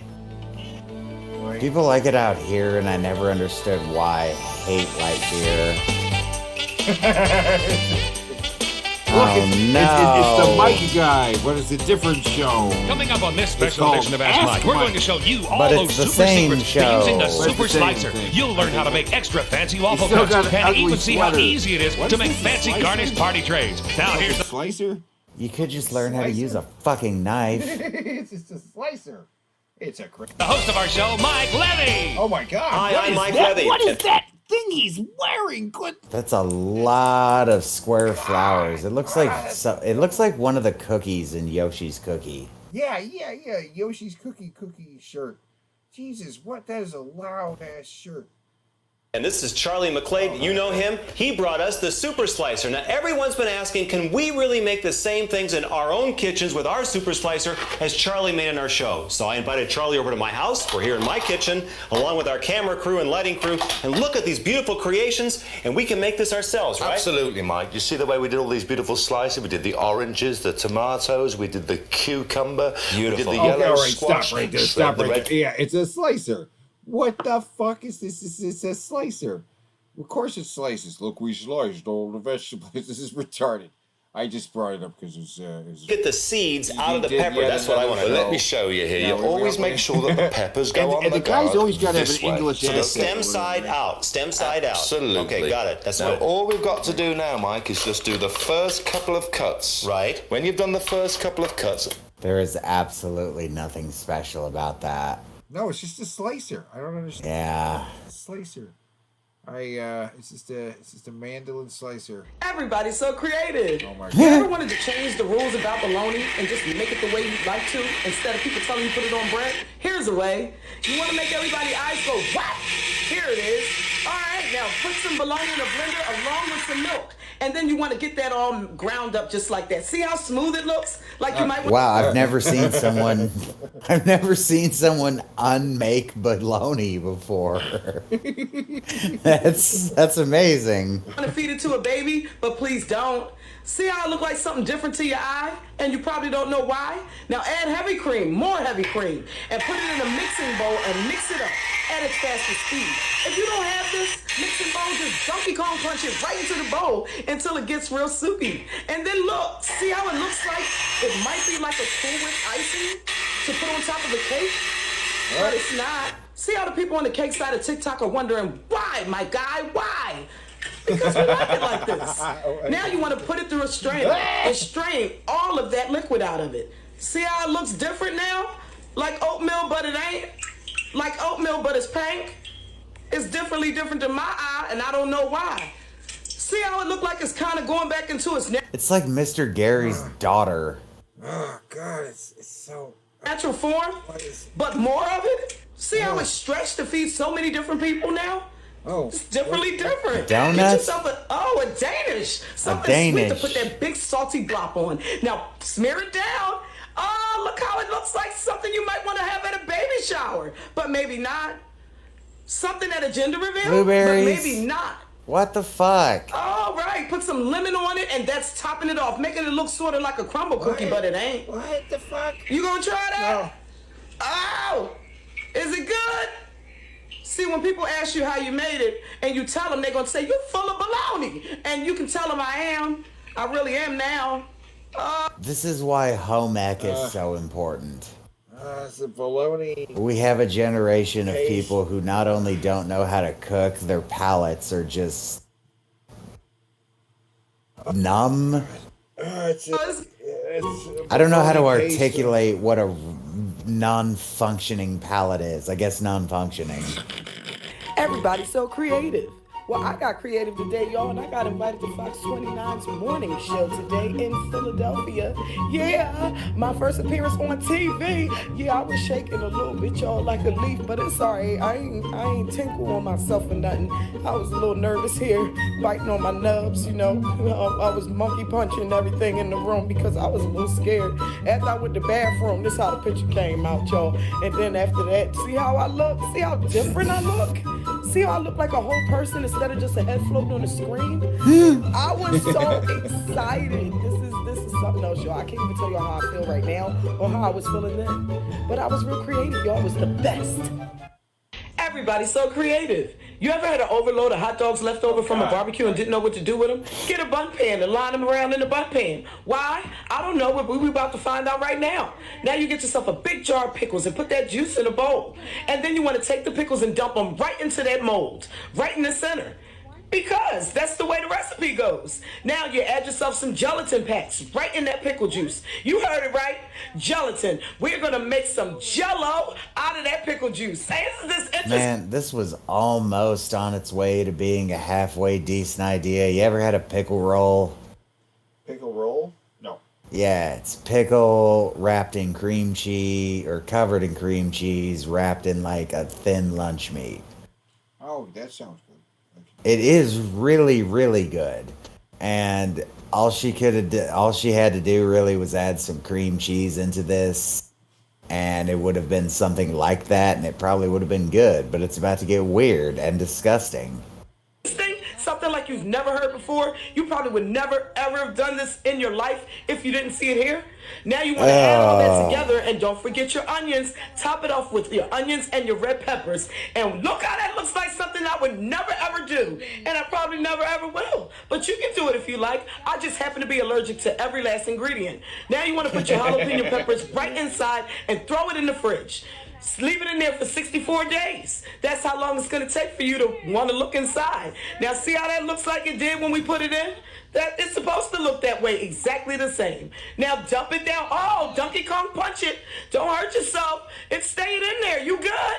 Oh! See how that looked like something that you would get in trouble for doing if you were a kid in the kitchen playing around? See how that looks like hog head cheese, but not? It looks like sauce meat, but it's not. What is going on? Is this? Oh, that's different in its own special way. And it ain't no cheese in there. So it ain't gonna slide down easy because it ain't cheesy. Oh! How it tastes, all that gelatin. The camera flip, try. Everybody's so creative. If you don't have time. All right, man. This is legit making me sick. All right. Yeah, right. I'll watch one more. No. You don't have to stand up. This one's taco too. I gotta see the fucking tacos, I guess. Over the stove with all these different pots and pans to wash in the end. Just do a one-pot meal. What? Get yourself some tortilla shells and put them in an aluminum pan. You see that? That's a big block of ground beef raw. Put it right in the middle. Dump yourself a big 5-pound piece of cheese, a big brick, right inside of there as well. Some nacho cheese, some refried beans, some salsa, and some taco seasoning. And dump it all in there. That's right. It's all going to go in one pan. Y'all don't need to be dirtying up all the dishes and bothering your kids. They upstairs playing games. They love it. And then put more taco seasoning. That way it'll be seasoned all the way through. Add your corn. You have to add your corn and add some cheese. You know why you want to add more cheese? Because it ain't going to slide down easy if it ain't cheesy. And we must have it slide down easy. See how simple this is? Now you want to orangutan punch all those ingredients together. That's right. Do it right with your knuckles. Mix it up and push, push, push. Punch like you would if you were running through the orangutan zoo. There you go. Put that brick in the middle. See how that looks? The reason we put the brick in the middle is for you that don't like cheese. I know you don't like cheese, so what you do is you dip right out of the corner. Anyone that loves cheese, you dive in the middle. Why a block of Velveeta cheese? Got something for everybody, all in one pan. Wipe your hand over top of the dish so you don't get all that crap on your floor. Now you want to pour in this liquid stuff. I don't know what that is. Now, crunch up some tortilla shells. No. That's right. Crunch up your taco shells and pour them right in that same dish. Because we're not doing anything separate. I don't know why they sell it separate. Assume because this I'll is going to never get cook separate baked. again. Dump it all in there. Don't get that cardboard in there, though. You don't want a Cracker Jack surprise. Not in this dish. Throw it all in there. See how different that looks? It's supposed to look lasagna-ish, crunchish, cheese-ish, stuffish. That's how it's supposed to look. Now you want to fold it up, put some more tortilla shells on top, fold it up like a baby's pamper. That's right. You see how you roll it all up around their backside, all the way up to their neck? That's what you want it to look like. Look different. Now put it in the oven, and you want to crank it up to 400 degrees for 759 days. And when it comes out, I guarantee you, you're going to have a meal for all your children and your friends. I can't wait to see how it looks. See how that looks? So different. Almost just like when we put it in, just darker. See how crispy that might be? If we can see it up close. Oh, that looks so simple and different. I can't wait to see what's inside the middle. Are you going to cut it for us? I don't know if we're going to see it on this video, but if you want, you can go to the page and find out what it looks like inside, because I'm done here. I know it's different inside. Cook it for 532 days and it'll crisp up for you just the way you like. God, it's just like, it really is just like King Cobra eating. Right. Yeah. God. Fuck. Oh, but anyway, we've been going on for a bit here. Like. Yeah, I had 3.5 just hit. And, well, all praise be to Queen Kimberly, our champion of champions. Woo! Woo! But we all knew that that's how it was going to go. Yeah. She. The shocking striking down of the king, though. Yeah, going down to hot drinks. Hot drinks destroyed him. Surprising, but the only opponent that could have defeated him, the one that's armed with hot. Because he is weak to hotness. Now we could have arranged it differently. Who knows? We could have gone together a little differently, but it worked out the way it did. But she did a clean cut, like through all her competition, right to the top. Right. So congratulations, Kimberly Chameleon. Check out her spicy links. And we might have a new card character, the Dolphin Fucker. Fucking Dolphin Fucker, man, that was hard to watch. Our views dropped hard while we were watching that. And then he got all racist. Like, why does he compare it to interracial marriage? Oh my God! What a roller coaster. Yeah, and then he goes down in the comments section and kind of makes it worse. He wrote a fucking book in the comment section on the video. Yeah. Hilarious, though. It's a hell of a show. Hell of a show.